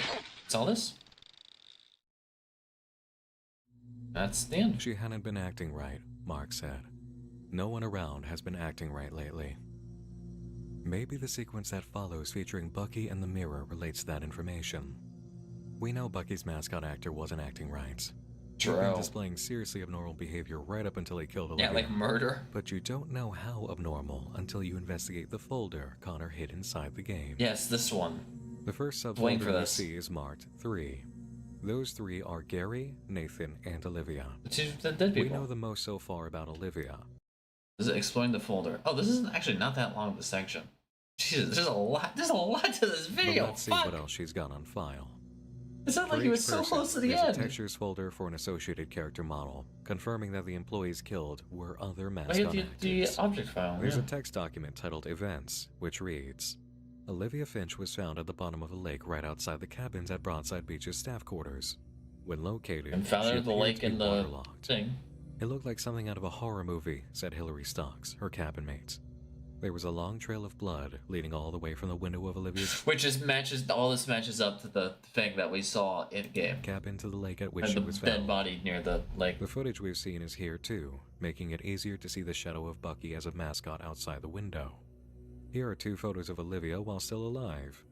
Here she is in her costume for Olive Otter. It's a very like Second Life-esque, like the NVIDIA tech demo from 2003 showing the future of graphics. And here is her body, mutilated by Bucky's actor and bloated from the lake. Everything you see in the game when it comes to this stuff is from 3D modeling, by the way. Don't worry. It's just very good modeling. Yeah. The folder also what I was includes saying. Olive's in-game model, which is cool. And some audio files, including her in-game voice, the phone call we've heard, and a call that came before it. Please leave your name and phone number after the beep. We will return your call. Hello, this is Olivia Finch. I'd like to please submit a complaint. Anonymously, please. Brandon has been showing up every night to my residence. Brandon Lester, you know, the other costume guy? He just walks by, still wearing the suit, sometimes just placing his hand on the window. Other times, he'd Corby, grab ask the motherfucker. sliding glass door, jiggle the handle around, like he wanted in. I'll let the dead eyes of that stupid costume stare back at me. Last night, though, is the reason I'm doing this. Brandon walked over and just began to slam his head against the door. I don't know why, but it kept me up for the several hours this went on. He only left it around 4 a.m, stumbling away, leaving a gross stain all over the window. Please, just deal with him. I can't afford to keep losing sleep. That's pretty fucked up. Brandon Lester, the other costume guy. Oh. That confirms it. Brandon is the name on the Hangman game, and the name that fits the letters associated with the Bucky statue. He'd been stalking Olivia for more than one night before he attacked, seemingly possessed, and leaving some kind of residue after banging his head multiple times, as if trying to break in with his skull. In any slasher scenario, we come around to the question of why. On occasion, a slasher exists simply because murder comes to them as naturally as a craving. But in most cases, there is a reason. After seeing the footage behind failing the minigames, we do question why Bucky's actor slaughtered his co-workers, and it's apparent that whatever was going on with him didn't seem natural, as far as the usual menu of what's natural for a slasher goes, anyway. Let's take a look at Nathan next, who played Walter Walrus. His Like pictures Walter include a fun White. secret. I hate you, Mark. Walter. The footage included is different from what we saw at the end of Walter's minigame.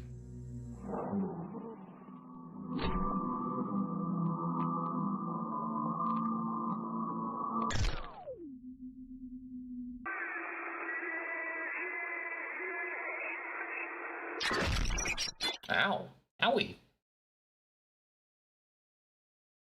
Walter. Here are 2 pictures of Nathan. Here is what his He looks corpse like, looked like. wait, he looks like, Here are 2 pictures he looks like the guy from Quantum Break, kind of. of Nathan. Here is what Or his just like a corpse looked generic, like an infamous And here is a 2. report of the injury sustained as Bucky's actor beat him to death with a chair, apparently piercing his body with the legs. As for Gary, Giovanni Goose, we've seen that footage. Here is Gary as he was alive. Here is his corpse after Bucky finished killing him by putting his head in an oil fryer. What happened to Brandon anyway? Connor said the pictures from Broadside included 4 bodies. True. And what's this about a girl killed on the cruise and a boy with a near-death experience in the park? For that matter, with so much carnage behind them, what actually happened to Rex, the animator who disappeared in the 80s? We're going to address that.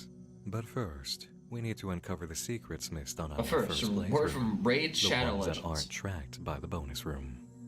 Let's revisit the topic of Connor in terms of things you can uncover. But before he goes into the second part, I need to do one thing real quick. I need to have a new tab up so I can do stuff in the background. Should all be working, hopefully. Let me check this. Still see the right one? Okay, cool. Let's keep going. It's a great. I have currently the thumbnail for this video is the fucking dead body of the Gary guy, which I think is really funny. Okay, go on. Following minigame failures in the 1997 version, you can finally spot a reason to visit this area of the living quarters. A false wall. Go through and follow the stairs and door to emerge on top of one of these Wait a buildings. minute. Whoa. Really? You can finally spot a reason to... Following minigame failures in the 1997 version, you can finally spot a reason to visit this area of the living quarters. Oh. A false wall. Yeah. Go through and follow the stairs and door to emerge on top of one of these buildings. At the far end, you'll spot Chief Wolf. We saw him. Interact with him and you'll realize he's Connor. Do you see that, he asks? Really soak it in. Hundreds and hundreds of polygons all working together to create the illusion of a real, living, breathing world. I built all of this. I'm an artist, right? I built this. My mouse is like a brush. Keyboard is my canvas. I'm so grateful. He really couldn't help himself, huh? It's an interesting choice. Connor easily could have used a sign. In fact, when you stand on the beach and look toward these buildings, you can see something on top of one of them. True. That's what I've been talking about. The Goldeneye Island this whole time. Sorry, I had to open up another window. I also need to pee real quick. I might pee. Can I do some of this action? Okay, I think this is working. Give me one quick second. I'm gonna pee.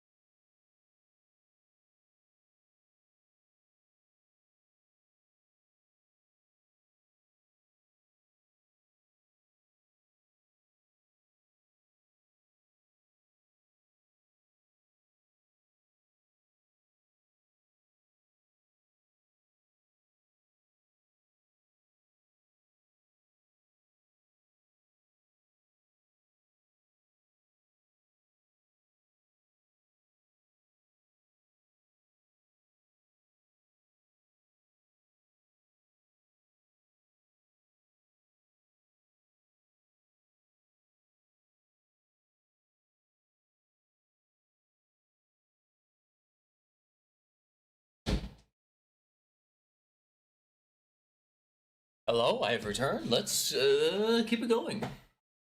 Did it send an alert or anything while I was gone? Hard to discern. That can Like, cause yell you at to me? find any Oh, way to get no! up there. I don't believe that object is That's not Connor good. using Chief Wolf's model, but the only thing you can find in this rooftop scenario is him. Connor most likely used Wolf as a sort of avatar because he is the Chief. It's possible everyone in Cogware developed a character. Connor made Chief Wolf, Liz made Stumbler, and maybe Harry made JD. Or Harry might have come up with something else, as we'll see shortly. Connor's presence as Wolf comes up a few times. When you fail his minigame, you end up in this underground area, and while Chief Wolf remains himself, he's around a table with a computer showing this screenshot from the Cogware site of Shipwrecked in development, a potential nod by Connor to himself. Yeah, in the debug room, you can access some secrets. The first is the menu, bringing you to the boat sequence for the title screen. You can hop out of this boat, and after some running around, if you look back, you'll see Chief Wolf watching you, which I can't help but feel is just another moment of Connor feeling proud of his work and wanting to show up to take ownership. As for the other secret in this area I'm aware of, and the idea of Harry's contribution to the original characters, the waterway minigame is here for you to play, to completion if you like, or you can run on the invisible floor for the water here until you fall into the ocean. Oh wait, oh you can't see it. Fuck my life. Hold on, give me a second. We're gonna move this back. Why is it hidden? Has it always been hidden? How long has it been hidden for? Okay, whatever. Following minigame failures in the 1997 I'm playing it back anyway. You can finally spot a reason to visit this area of the living quarters. A false wall. Go through and follow the stairs and door to emerge on top of one of these buildings. At the far end, you'll spot Chief Wolf, but interact with him and you'll realize he's Connor. Do you see that, he asks? Really soak it in. Hundreds and hundreds of polygons all working together to create the illusion of a real, living, breathing world. I built all of this. I'm an artist, right? I built this. My mouse is like a brush. Keyboard is my canvas. Alright, this is repeating. I'll be right back. He really couldn't help himself, huh? It's an interesting choice. Connor easily could have used a sign. In fact, when you stand on the beach and look toward these buildings, you can see something on top of one of them. Hard to discern, that compels you to find any way to get up there. I don't believe that object is Connor using Chief Wolf's model, but the only thing you can find in this rooftop scenario is him. Connor most likely used Wolf as a sort of avatar because he is the Chief. It's possible everyone in Cogware developed a character. Connor made Chief Wolf, Liz made Stumbler, and maybe Harry made JD. Or Harry might have come up with something else, as we'll see shortly. True. Connor's presence as Wolf comes up a few times. Wait, can I see, what is it? How's he in that statement? Connor most likely used Wolf as a sort of avatar because he is the Chief. It's possible everyone in Cogware developed a character. Connor made Chief Wolf, Liz made Stumbler, and maybe Harry made JD. So people who aren't in the we haven't touched Harry yet either. Connor's presence as Wolf comes up a few times. When you fail his minigame, you end up in this underground area, and while Chief Wolf remains himself, he's around a table with a computer showing this screenshot from the Cogware site of Shipwreckedvangelion. That's what Silvertech is. A potential nod by Connor to himself. In the debug room, you can access some secrets. The first is the menu, bringing you to the boat sequence for the title screen. You can hop out of this boat, and after some running around, if you look back, you'll see Chief Wolf watching you, which I can't help but feel is just another moment of Connor feeling proud of his work and wanting to show up to take ownership. As for the other secret in this area I'm aware of, and the idea of Harry's contribution to the original characters, the waterway minigame is here for you to play, to completion if you like, or you can run on the invisible floor for the water here until you fall into the ocean. Oh, this part. We weren't able to see this.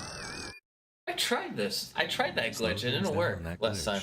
And you'll observe Horns and Chief Wolf in a boat. And at the end, you can catch Olivana in her drowning pose before the screen corrects itself. If we follow the concept that Connor uses Chief Wolf as self-representation, it's possible that when we see Horns, we should think of Harry. It's up in the air, Horns or JD, but it is a little mysterious that the only Cogware-related personnel we can confirm for Shipwreck's restoration are Liz and Patrick, Connor's son. Throughout the videos related to the game, EB Cogware and PT Cogware show up a lot. It was never Elizabeth CT. Baker, Liz B, and Patrick Thomas. Gotcha. No PT, sign of not Harry. CT. And in the search to try turning over every rock seeing if something happens, I looked into what happens if you fail JD's minigame in the 1997 version. It's actually very simple. The volcano explodes. You get the bad ending. No changes, no secret paths seen along the way. So JD's area is a dead end here, but this debug room was a big secret found in Stumbler's minigame. Is there anything else out there for us and anybody else's? Yeah, every single other one. Whoa. The first hint that you're able to discover more in the minigames that's kind of obvious through the failure to progress path comes through Giovanni's. It's hard to miss the sudden glitching section of ceiling in here after your first failure. Oh. If you're quick, you can build a triple jump and bounce right in. I see. The murder scene, just like in Olive's failure path. Does that mean there's one to find in Walters? Damn. Considering the cutscene between the two halves of Husk we saw earlier, there's plenty to see in Walters. He hasn't even mentioned the About secret half the time the buttons world goes that dark, we you can see grab. a huge image of something in the skybox, ranging from Rex the animator to Walter the Dweller, the monstrous version that lurks in Layer 3 and 4. You can also use Chief Wolf's second sight to see there's a boat way out in the distance.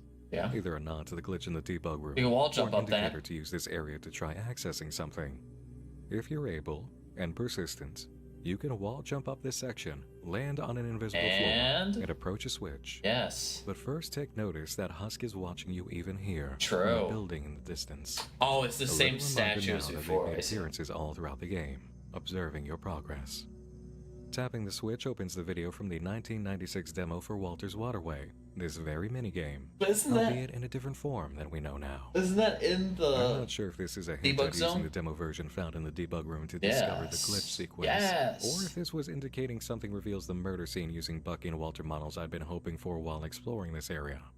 If that scene exists, like Olive and Giovanni's, I'm not sure how to find it yet.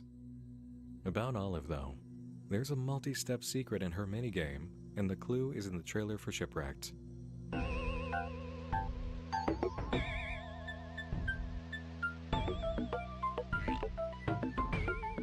Falling off the edge of the beach like that shouldn't be possible, but Bucky just kept going in that one spot. So, if we replicate it, You'd we see find the a switch. switch. Yeah, we saw And that. switch One of the first opens ones a we saw. browser tab. There's a code in the description. 8439. Yes. Somehow we need to get up to that It's the building very before first one we use the saw. code.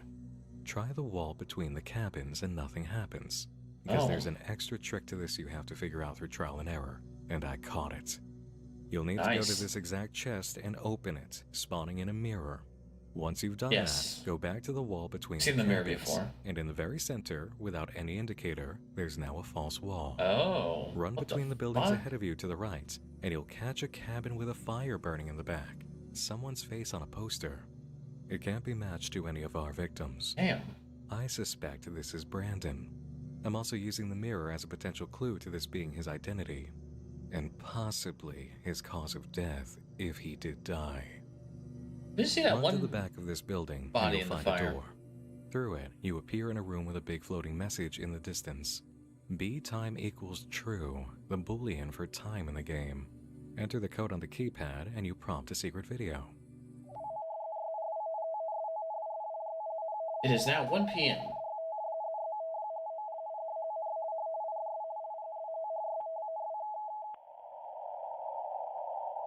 Time will no longer flow. Oh, there was a way to... Return to the game, and you'll see B time equals false. Ah. You've just frozen time within the game at 1 p.m., eliminating any difficulties with Clever. midnight or the sleeping system. And it appears there's another way you can do this through Chief Wolf's minigame. In Slumber Woods, in the furthest corner yeah, you the see to the code. east with a boat piece, That's you can right. see a keypad on a rock. There is this 2-arrow sign on the way here, which might lead you to believe the code is the opposite direction. But I've explored and haven't found anything to the west. Instead, go to the left of the rock and forward, revealing a computer with a color code. Wow, I missed this. Yes, you would only be able to solve this on a second playthrough, having learned the color cipher. Enter the pattern 3899, opening a browser tab for a video titled Studio Grounds. Do you remember the clip that played in front of the video footage of the Husk? Holy shit. This is everything that came before. A Studio Grounds vacation for a child's 13th birthday. In the first day at the park, they saw this poster for meeting Walter Walrus. The same scene in the Blue Room at the Waterway advertising a Frontier Street meet and greet. Yes. I do was remember having this. so much fun, the kid says. And it was only 1 p.m. 1 My mom p.m. wanted to stop by the Frontier Street Museum for a while. Boring. True. Some audio played over the speakers, which was kinda cool. At the end, we can hear a clip of the same audio from the Frontier Street Museum in-game. Now, if this secret is found in the level with horns, showing that poster of Walter, which we see in the Blue Room with a trophy head of horns, what does that mean? And for that matter, why is the wolf lying on the bed in this room dead? Is this a match with a note by Connor about a dead boy who had a child. near-death experience that was covered up? Are we being told here that the boy who ran into the husk died? I've gone through this area and the Frontier Street Museum with the time locked at 1 p.m. to see if it would activate something. It hasn't. That doesn't mean there isn't something. It's possible that a script did not play, but so far, all I can relate is that it locked the time and Still gave me this shit in video this of a that child's hasn't visit been that discovered, aggravated which me is to the insane. As for what's left of secrets on this layer, using the computer in Slumber Woods as a jumping point, you can get on top of the rocks and look out into the horizon. Immediately, you'll see a giant floating horns model and a whole building which looks like a labyrinth.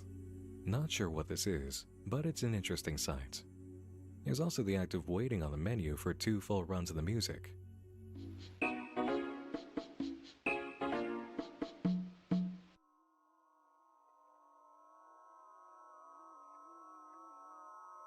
Oh, that's not pleasant. Oh, you can see this stuff in the background. It's Rex, I think. Looks like Rex. It's a pizza time. What's the game called? Pizza Tower? Jump scare?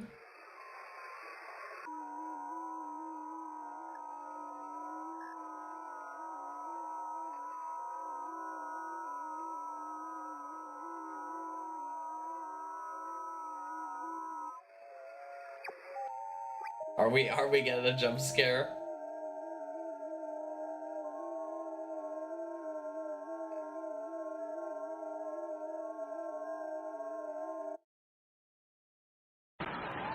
Oh. Look at how unnatural that is. That is definitely a what kind of that would be like a David Cage sort of game. And I can comment on a few other things concerning this layer in exploration. While playing Walter's minigame, if you start failing, but then begin playing legitimately when the lights go out, the game will try to push you into another failure state by inverting your controls. Yep, that happened to me. It was a surprise, and not an entirely welcome one while trying to make the wall jump to the secret platform, but a cool discovery. There's a curiosity for those visiting the beach and keeping an eye out after achieving a minigame failure. The boat will be ready for you. Yeah, you get another ending. Else you've done. Go on, take it. We did this too. See what happens. We did this one.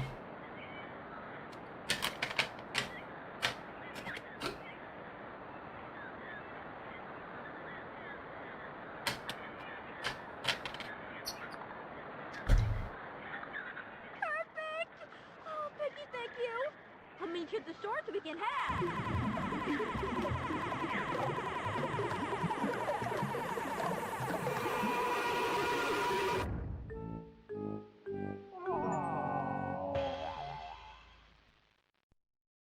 We got that ending.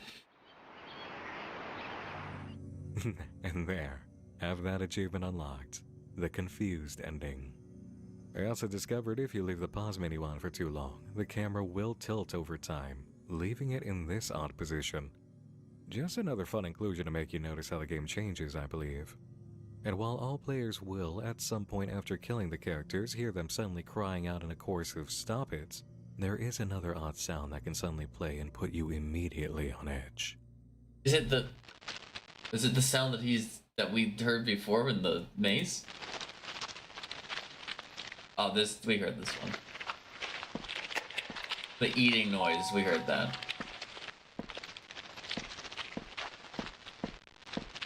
But that only happened after we killed Olivia, right? Oh, no. This Olivia's still alive. It's possible that this is a sound alluding to the husk, or it's just something else that's horrible and makes you wonder if you're about to be attacked or scared on Layer 1. Finally, have you noticed that Bucky just keeps looking at the ground? Turning to face him head-on is difficult. It's like you can't get him to look you in the eye. Brandon's actions may be weighing. Wait, is he mentioning the floor 2 secret chest here? I never got. This doesn't let up as we journey into the lower layers. You'll find that beyond Layer 2, there actually aren't many secrets to uncover outside regular gameplay. I believe this is because the gameplay at this point is directly focused on major secrets as the actual story direction. There just isn't much for Connor to have hidden now that you're down here. But there are some points of interest. Once again, examining the public videos related to Broadside Beach gives us indicators of what to do. You can find the whole playlist on Squeaks the Corgi's channel, Shipwreck 64 catalog. Observe the video Demo of the inclusion of the Yes, convention we saw demo for this. Cogware's technology. There's footage here of a keypad that doesn't exist in the full game, or isn't visible. But if it's there, what would be the code? Well, you're right outside a room showing off a colored light display, right? With 4 colors. Give it a shot and you'll find there is a keypad. Remember where the numbers are, type in the code for the lights here, and unlock an entire hallway in the room.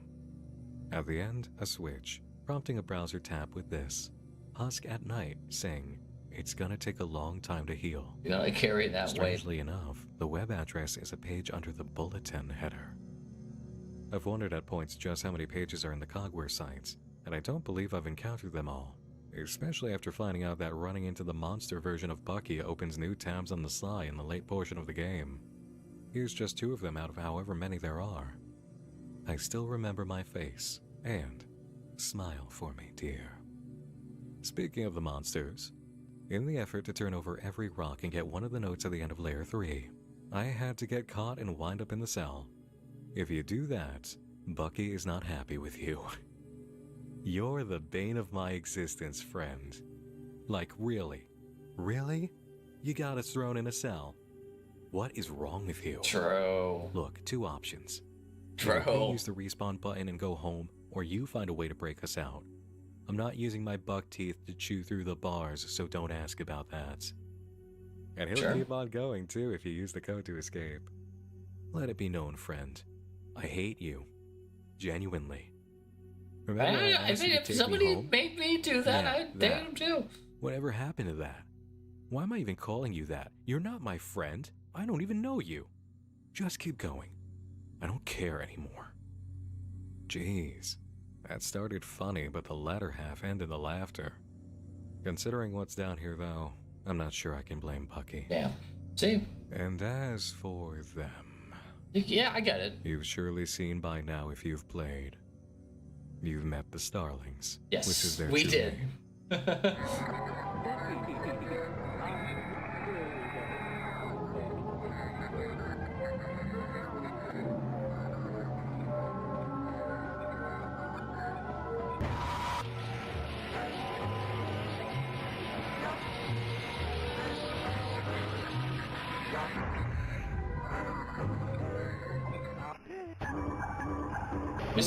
We saw these guys.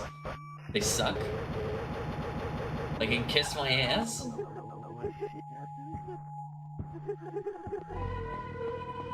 The voice the crow makes kind of does sound like the voice we heard in the room. Look. The shit nuts is it sounds like the Half-Life Alyx voice, which is the one that I heard when we were in the just normal room. Interesting.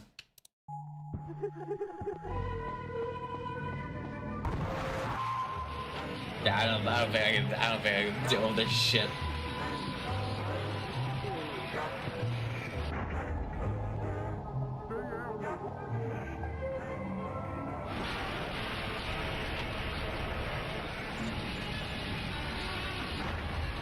Oh shit, they can break him later?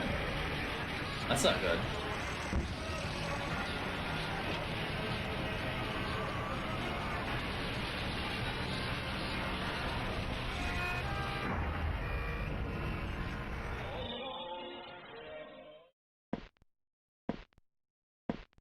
Oh, there's a rabbit. Interesting.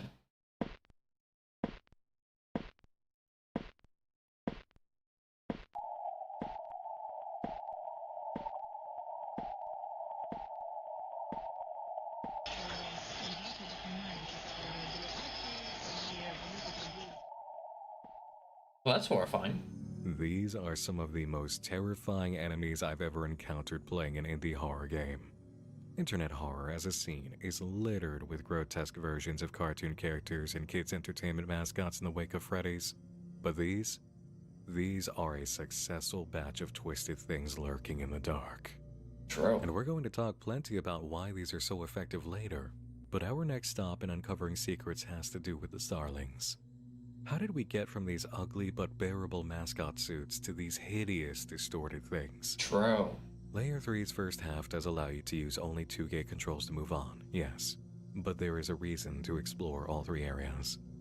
Inside of each is a switch that opens a browser tab for a video, with only a third of the screen playing. The logic is simple. Collect all three, place them in a video editor, stitch them together. Oh, sorry, I missed that. I'm doing a little bit of work while I'm doing this, because I know that we're gonna go way late, and I'm trying to, just give me a second. I'm trying to do videos for the archive channel so that I can have a little less work when I get done with this, which I guess is kind of the point. I'm losing the point because I have to pause the video, so this is going to take longer. Okay. Anyway, keep going. But the ugly but bearable mascot suits I'm paying attention. hideous, Full attention. distorted things. Layer 3's first half does allow you to use only 2-gate controls to move on, yes. But there is a reason to explore all three areas. Inside of each is a switch that opens a browser tab for a video, with only a third of the screen playing. The logic is simple. Collect all three, place them in a video editor, stitch them together, and get the info. In Olive's area, you'll find the switch on the back of this computer. Easy to miss if you're focused on the 2 paths ahead. I was. Now, the third, in the office-style setting, is the most difficult to catch. If you tap this switch and just keep going, you may not spot that the wall it's on isn't quite right. Even then, investigating by walking into it stops you from moving, suggesting the wall is real and it's just a visual error. But if you walk in at the right spot, you're looking through Bucky's model into another room, seeing a table in front of you. Jump up and in, and you found the area's video switch. When it comes to the graffiti on the wall here, I don't know what to make of it yet, or who even wrote it. Is it Liz where talking you about were? Connor? Is it Connor talking about someone else? I'm inclined to believe it isn't Connor. If we assume the angry notes in the beginning of Layer 3 are Connor's, the handwriting doesn't seem to match, and the tone is different. The message, too. Harry. We still uncovered Harry. Interesting. And Chief Wolf's eyes are drawn above the door. Makes you wonder. It says ghost. I'm stalling. Or maybe I'm just hesitant. Because I put the video together as soon as I had the pieces. I needed to know what it was. And I think, in order to present it properly, I need to guide you back through the experience leading up to this moment. Okay. I have a lot I need to say about what this video is and how it is, and it answers some questions. But let me introduce one more element of the game to consider before moving on. Okay. Because it's all I've got left for secrets and mysteries before this next piece bridges the topic into a review of Shipwreck 64's design. Which is where we ended. Let me open it up for tab again. I haven't learned anything. It's okay. Sometimes in life you don't learn anything. Good? We're good. In the bonus room of the walkable menu, yes. You'll have access to the I haven't secrets covered in this the gallery. either. What we need to observe are a few items. These nightmarish images of the characters attached to names, including Brandon for Bucky, and this, the Studio Grounds we got vandal, this one. A very blue weasel sloth rat type of Which is creature with a JD. lot of bloodstains. Yes. Finally, the art for the statue known as the Husk. Who is the vandal? Have we seen him before? JD? If your suspicion is that he's the character marked JD in the game as an original creation of Cogware, I'm right. then following a clue from the end of the game on a YouTube channel, JD from Bullet N will confirm it JD in from the most Bullet surprising way. N. Sorry for the Hello, noise. friends. Nice to see you all again. Today, I just wanted to leave a little message on here for my buddy Mark. Yes, that Mark. He's a good friend of mine, you know. I just wanted to show him, and you all, something as well. Look at that. Quite a luxurious house, huh? Here's the front, if you were curious. Oh, there's a nice view of the mountains, too.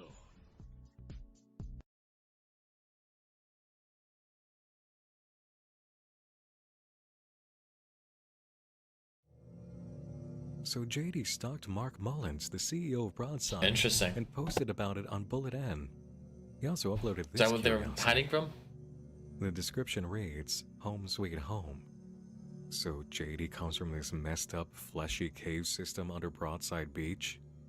Well, he seems like a for chill that guy. description in the secrets, the studio grounds vandal, the security camera shot of him in the gallery, and the early footage we saw from one of the signs as the first hint of secrets in the 1997 version, we can estimate that he may have had something to do with what happened at studio grounds by Mark's own words in the meeting when the game's funding was pulled.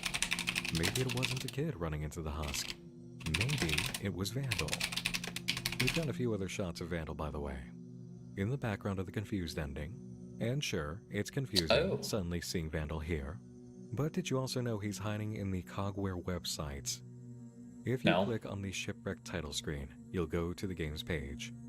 In the first paragraph, the word rabbits has a link attached to the A.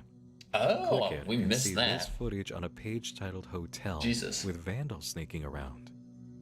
The title screen in-game has one more thing for you. Just type Vandal and check out the browser tab that activates. Oh,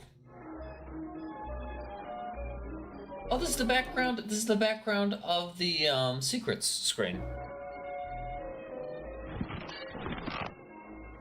Is anybody else wondering what's up with the golden statue? Golden Fazbear. A character we haven't seen.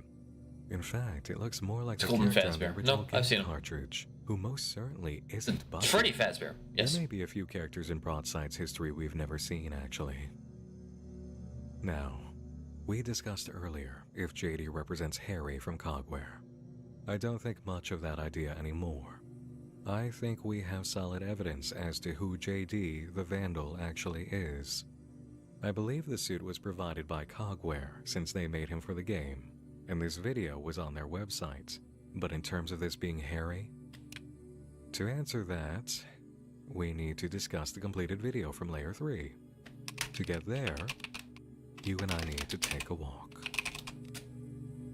Complete video for Layer 3 when you and I need to take a walk. Give me 1 second. I just fucking wiped out something very important from my calendar for no reason because Notion calendar actually sucks.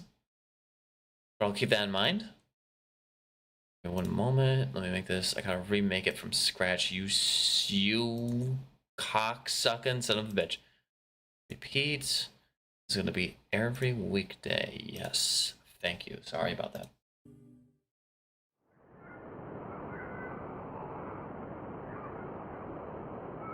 Layer 7. Oh, I thought this was the... I thought Layer 7 was the review. But he's not done. He's still cooking. As far as I can tell. Let's say that in your first playthrough, you resolve to know the story through everything provided by minigame failures, tape recorders, and notes. By the game's end, you've collected a lot of lore and experiences, and you've got questions. Most players aren't going to stop their playthrough to splice 3 videos together, or even have a video editor or the knowledge to use one. Knowing that, let's experience Shipwreck 64 from that perspective, the most common perspective for everyone who's played, and its impressions on us from the start. Wait, if he's gonna go off again, I want to go to the bathroom. Sorry, hold on, give me a second. This has been the longest. This is not the longest stream I've ever done because it's been cut into 3 parts, but it's the longest single thing I've spent on in the past 48 hours. Give me 1 moment. I'm gonna put you on the AFK screen. I'll be right back.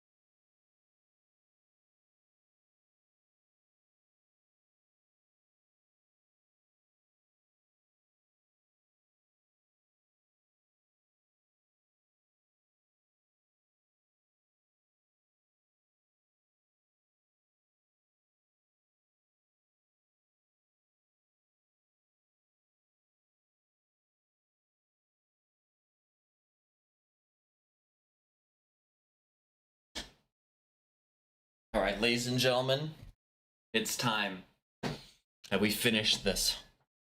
For real. In Layer 1, we learn why Shipwrecked was taken off shelves very quickly. Hidden footage of 3 murders, performed by someone wearing a Bucky Beaver mascot outfit, plus 1 creepy-looking vandal on security cams. The situation, according to the info available by the end of Layer 2, is clear. Bucky Beaver and his friends are cartoons produced by Broadside Animation, created by this man, Rex. Broadside ran 2 theme parks, Broadside Beach, an island location reachable by cruise ship, and Studio Grounds, a much more accessible park in the United States. Okay. The murders committed by Brandon using the Bucky costume occurred in January of 1990, and by this point in our exploration, all clues indicate they occurred at Broadside Beach, the island that Shipwrecked is modeled after. Yeah. So up to entering Layer 3, what we understand about this story is very much like a found footage slasher scenario. Something was wrong with Brandon, and he went on a killing spree. Maybe he'd been waiting all along for an environment that made the perfect hunting ground. Or maybe whatever sanity held his violent tendencies in place was worn away on the job, either through cabin fever or isolation. But this is our understanding. We have a theme park by an animation and movie studio, where someone in a starring character costume slaughtered 3 other character actors, and they covered it up and moved on to a new park while trying to silence whistleblowers about how dangerous the island resort always was. So far, this is incredibly compelling, plausible, and drives you forward to learn more, mainly about Brandon and what drove him to murder his castmates. We also want to know how Cogware got this information. On Layer 3, we get into the logs and notes. Connor and Liz being so excited working on the game, things going well, then things going not so well. We know from the debug room that Liz made Stumbler, and how that conversation with Connor ended up influencing Stumbler's design. And then we get hints through Connor's logs about why he would have done that. Recording by recording, a picture forms, helped along by the audio from Mark Mullins, who is not doing well in this period as CEO.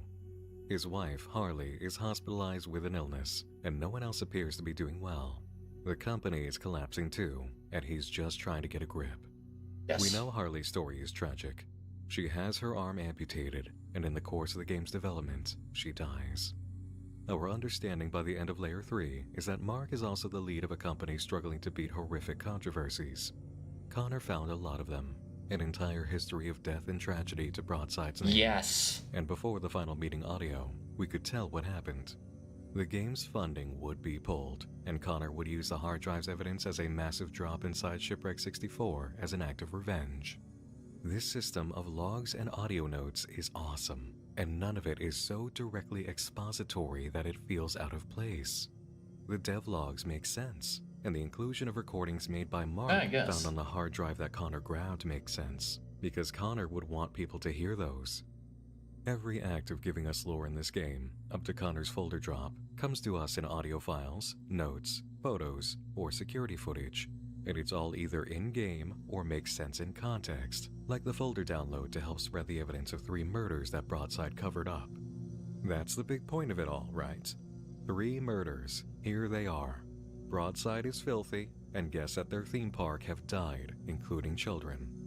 This is the delivery system we're accustomed to the entire game. It feels right, it's rewarding, it's plausible, and it all feeds into a believable central narrative. That's a very big thing I need to stress here. It's a scary retro game story you actually can believe, because its shocking elements are supported by real-world horror and logic.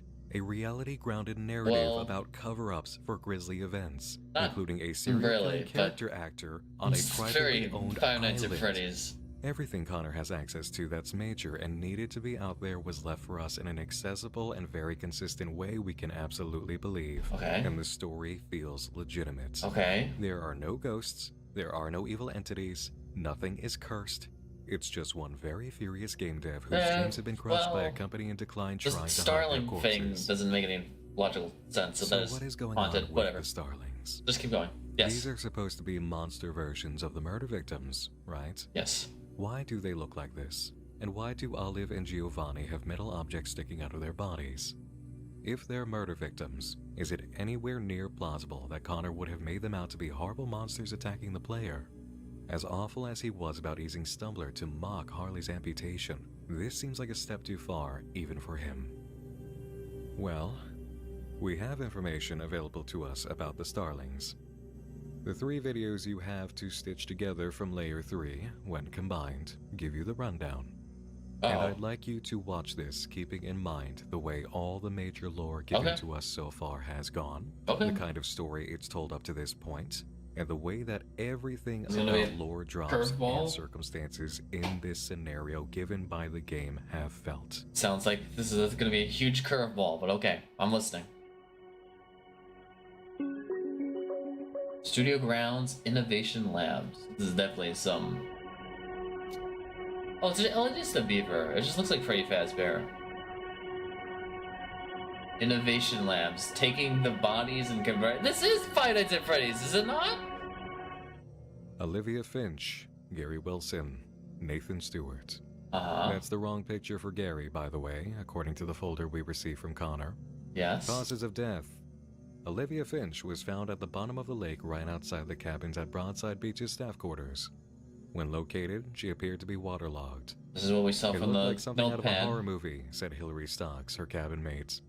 There was a long trail of blood leading all the way from the window of Olivia's cabin to the lake at which she was found. Gary Wilson was found in the Broadside Beach staff kitchen, blood surrounding his face. He was seen with his head in the deep fat fryer, with his body slouched over the edge. His back, as well, seemingly was broken in many different areas. Nathan Stewart was found in the Broadside Animation offices with several large gashes in his face. Something seemingly had grabbed an office chair, jamming it full force right through the left side of his face, coming all the way through the back of his head. Starling conversion. Yep.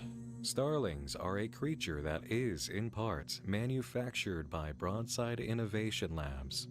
Found on the Broadside Beach attraction, an island previously known as Nolaterra. A strange mineral was found in what workers called stitch caves. The caves. Large holes in the island. This is like, this is insane. Seemingly this is a weird fleshy substance within the dirt and rock of the island. Okay.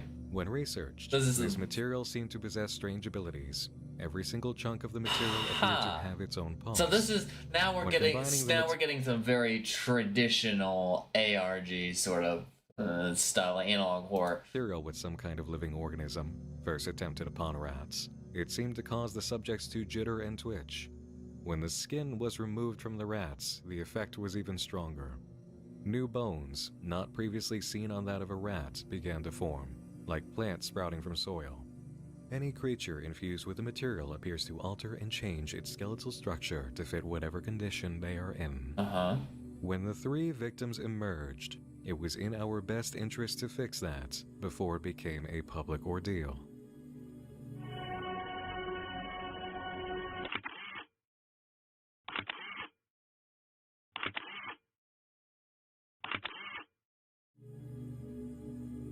When I assembled the pieces and watched this, I was not happy. In fact, I wished I hadn't found this at all. And then I had to open up that emotion and ask myself why that was. Why did I feel so upset about this? Because it's old school. I was feeling, and Bringing back to analog horror. Set in. I was upset at this video, and I truly didn't want to be. But it tied everything together at least. About this that plummeted my mood so deeply. The first thing I admitted to myself was that who's Harry? It's become incredibly tiring to experience more projects doing the same body-mutating organism horror theme. It's oversaturated the minds make sense. It ties in at least. And it's gotten annoying. But then I had to ask why it was annoying to me when I found it worked so well in Gemini Home Entertainment and Midwest Angelica. Why would those 2 projects get a thumbs up doing this? While this is why this is in Layer 7, because we're getting to the review. But device oversaturation so bad that I needed to go to sleep for 10 years to be fresh again? No, I realized. People could just stand to be a bit more creative with it so it wouldn't feel tired already. And the best way to do that is great execution. And that's when I understood why this video felt wrong. The projects that have done this well did it entirely to their unique executions. Yeah, there wasn't a side story to it. Delivering believable presentation that was fresh and plausible for their setups. In Shipwreck 64, I didn't buy it. Not in the least. It's not related. Entirely at odds with everything the game has been up to now, especially if you find it after your first full playthrough. It's also such a big part of the game that's like, Shipwreck 64 shows everything wrong with underdeveloped analog horror projects across the band, just by including an analog horror video piece that exemplifies the many flaws dragging those projects down. First, this company is Broadside Animation. They are an animation company. They make movies and cartoons theme and parks, merchandise. apparently. They make theme parks. Yeah, true. Any kind of innovation lab that would show up related to a company like that would not, in any plausible way, be related to biological organism studies and making zombies. But I mean, they also wouldn't be related to 90% of the stuff that happens in this. Let's just say that in the story they did, and the entire reason for it was because they discovered some kind of mutating thing on the island. Do you think they would share information with employees working on this using serious documents? Oh god, this goes on for a while. Log lab reports, and I think this is the end, confidential right? photographs and videos, or make aesthetically pleasing videotapes with scrolling text over pleasant music and Well, to their defense, we did cover how they're always into some sort of like weird gay shit, you know? So I sort of see it. It kind of makes sense. Flashy animated intros. I'm thinking they would keep it strictly to lab reports, audio logs, photos, and experiment videos, instead of spending hours at the computer in the mid-90s to make something like this. I also don't believe... Yeah, if it tied in... I see where he's saying if it tied in more with everything else that was going on, it would make a lot more sense, and it seems like it should tie in a lot more, because it's such an important part of the game, especially near the back half. So I get what he's saying. But I don't know, I thought it was fine. I'm going to let him yap a little bit longer. I think we're nearing the end of this. Two other things in terms of construction. And I need to go. The way it's as written, you know, which is very, we're not sure, but it seems like this happened, in its conveyance, even though Broadside knows every detail of every murder, or the way anything is described in the Starling conversion section. None of it feels scientific or like it's seriously informing fellow employees. And in sharpest contrast to the greatest writing in Shipwreck 64, it's deeply expository in the ways that all the weakest analog horror projects are, failing to adhere to writing in a manner consistent with the world build they're attempting to deliver. And the whole thing about experiments on rats, combining the material with living rats made them jitter and twitch. It says living rats here, right? But removing their skin resulted in a bigger effect and new bones formed, spreading out to fit whatever condition they were in. Then, they're dead rats. When the 3 victims emerged, it was in our best interest to fix that before it became a public ordeal. That last sentence is making we're showing sense. The suits. So what's the insinuation here? They skinned rats, injected them with the organic cave material, then let them grow inside the mascot costumes to fill them out and be weird rat zombies just to cover for the deaths of Gary, Nathan, and Olivia? How does the bodies? And they placed their bet on this working because they would jitter and twitch enough to seem alive? That was the plan. That's a lot of insane work to go through, battling controversies or not. True. And obviously, if this affects living organisms, then we've probably got a good explanation for what happened to Brandon, Harley, everyone who hadn't been acting right, maybe even Rex, who died due to unknown circumstances.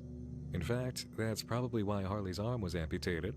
The mutation ruined her arm, and doctors thought they could stop the spread. And still she died. As for Brandon, he was infected already according to Olivia's first phone call. Or it wasn't Brandon at all, just an early experiment. Or Brandon was killed by the infection and became a zombie inside the suit. Oh, so they did this earlier? This video also appears to be at odds with the overall lore because it's telling us that living tissue works with the island material. But the origin of the husk is that 3 men and 1 woman were left to rot together and fused into this talking creature, which implies that Broadside did experiment on the corpses of the murdered character actors. Yeah, well, I thought that's what that... up with the way this video ends. Yes. So which is it? It was living a last tissue one. Is what works, or living and dead? Rat zombies or people zombies? Probably people zombies, if I had to guess. No matter how you splice it, there is one incontrovertible point. No matter how you splice it, because he spliced the video from 3 parts, I got it. It clashes with the entire design and lore layout of Shipwreck 64 as a project in every way. It's incredibly expository, while the game has been smarter than that all along. The writing is poor in construction and logic, while all other lore drops and inclusion of horrifying and violent elements have been so brilliantly justified. The presentation is entirely inconsistent with the pattern of lore drops throughout the game, which makes it very tonally harsh and disruptive to the flow of narrative and Okay, once he atmosphere. moves on from It this, we directly end changes the stream, by the way. understanding of a real-world horror plot so carefully built through all the ways it was presented to us. And the Husk I don't know. He's going real hard on them, but I don't know. This whole thing was kind of mid. Like, it was fun as like a playable experience. I didn't think it was like the greatest thing ever, and I felt like the plot as it stood was pretty damn boring. The Starling thing doesn't really make it better, but I also don't think it really makes it worse. Doesn't excuse it, because that was shrouded in mystery. I just don't have a strong opinion about this one way or the other. And finally, if this was part of the big pile of horrors Broadside was responsible for, yes, why didn't the material come to us in that folder we True. worked so hard for? That's a good point. After encountering the That's fair. Starlings? That's fair. Why wasn't this lore given to us through forms that, when read And the carefully, video, or watched intently, or listened to closely, gradually revealed what Starlings were and how they were made? I agree with that. That should have been. It should have been more than just like one video. Oh yeah, and that should have been in the zip folder. True. Should have been like the last thing in the zip folder. Information come across in the same way we'd been encountering secrets all along in the gameplay. I agree. But on a harder difficulty of finding it because it was deep lore. Yeah. ARG's work in the manner of giving you puzzle pieces and seeing you put them together. That was so much of the fun of finding the secrets, listening to the recordings, reading the notes, unlocking the footage, finding the logically written pieces of evidence related to Broadside Beach, and putting it together for a chain of rewarding aha moments, all while making us believe in the scenario. The issue isn't that body-mutating organisms are showing up in another unfiction project. That's just not the case. It's that the execution of this is so deeply not Shipwreck 64. It clashes with our understanding of the narrative and the vibes it gave all the way up. I know I say it a lot, but I say it all the time because it's so important. Execution is what makes or breaks your project's total success. Bro. Your ability to make us believe and keep us believing through every action you take in design and story conveyance is one of your most critical responsibilities as a storyteller. And the way you do that is by staying consistent. So they like it or not? Crazy new elements. So what am ways I that supposed to don't feel about like this? They're crazy or just crash through the wall from someone else's project. If this information had been given to us piece by piece through audio logs, photos, security footage, and documents, even models hidden in secret rooms hinting at it. Yeah, there's still a lot of stuff. I mean, there's still a lot of stuff that I'm still like, what, like the Vandal JD thing, Harry, like there's still so much that feels like this story is very incomplete. Like it didn't give me a full, it didn't feel like the story had like a solid ending to it where like, oh, explicitly something happened. I still have like no clue what's happening. And I know there's still apparently secrets in this game, but yeah. Stuff we had to This is one of those things where it's like, so where did we ever go with this? To find along with the other secrets, or in Connor's folder drop, then I would have bought it hook, line, sinker, and the whole damn fishing pole. I would have accepted it with a smile and said, oh wow, it's zombies. I didn't expect that. Yeah, How deliciously twisted. I agree. The presentation of the lore and the logic behind the secrets is what made me believe this. Sounds like this was probably how this actually probably literally worked. I'm gonna end the stream here. We watched enough of this. I think the rest of this is just his review. I think what probably happened was they just ran out of time. Like they did plan on having more videos about the Starlings, but maybe the Starlings were a late addition from the start. Maybe, or like just explaining that lore, and they put this in. They were gonna put more in.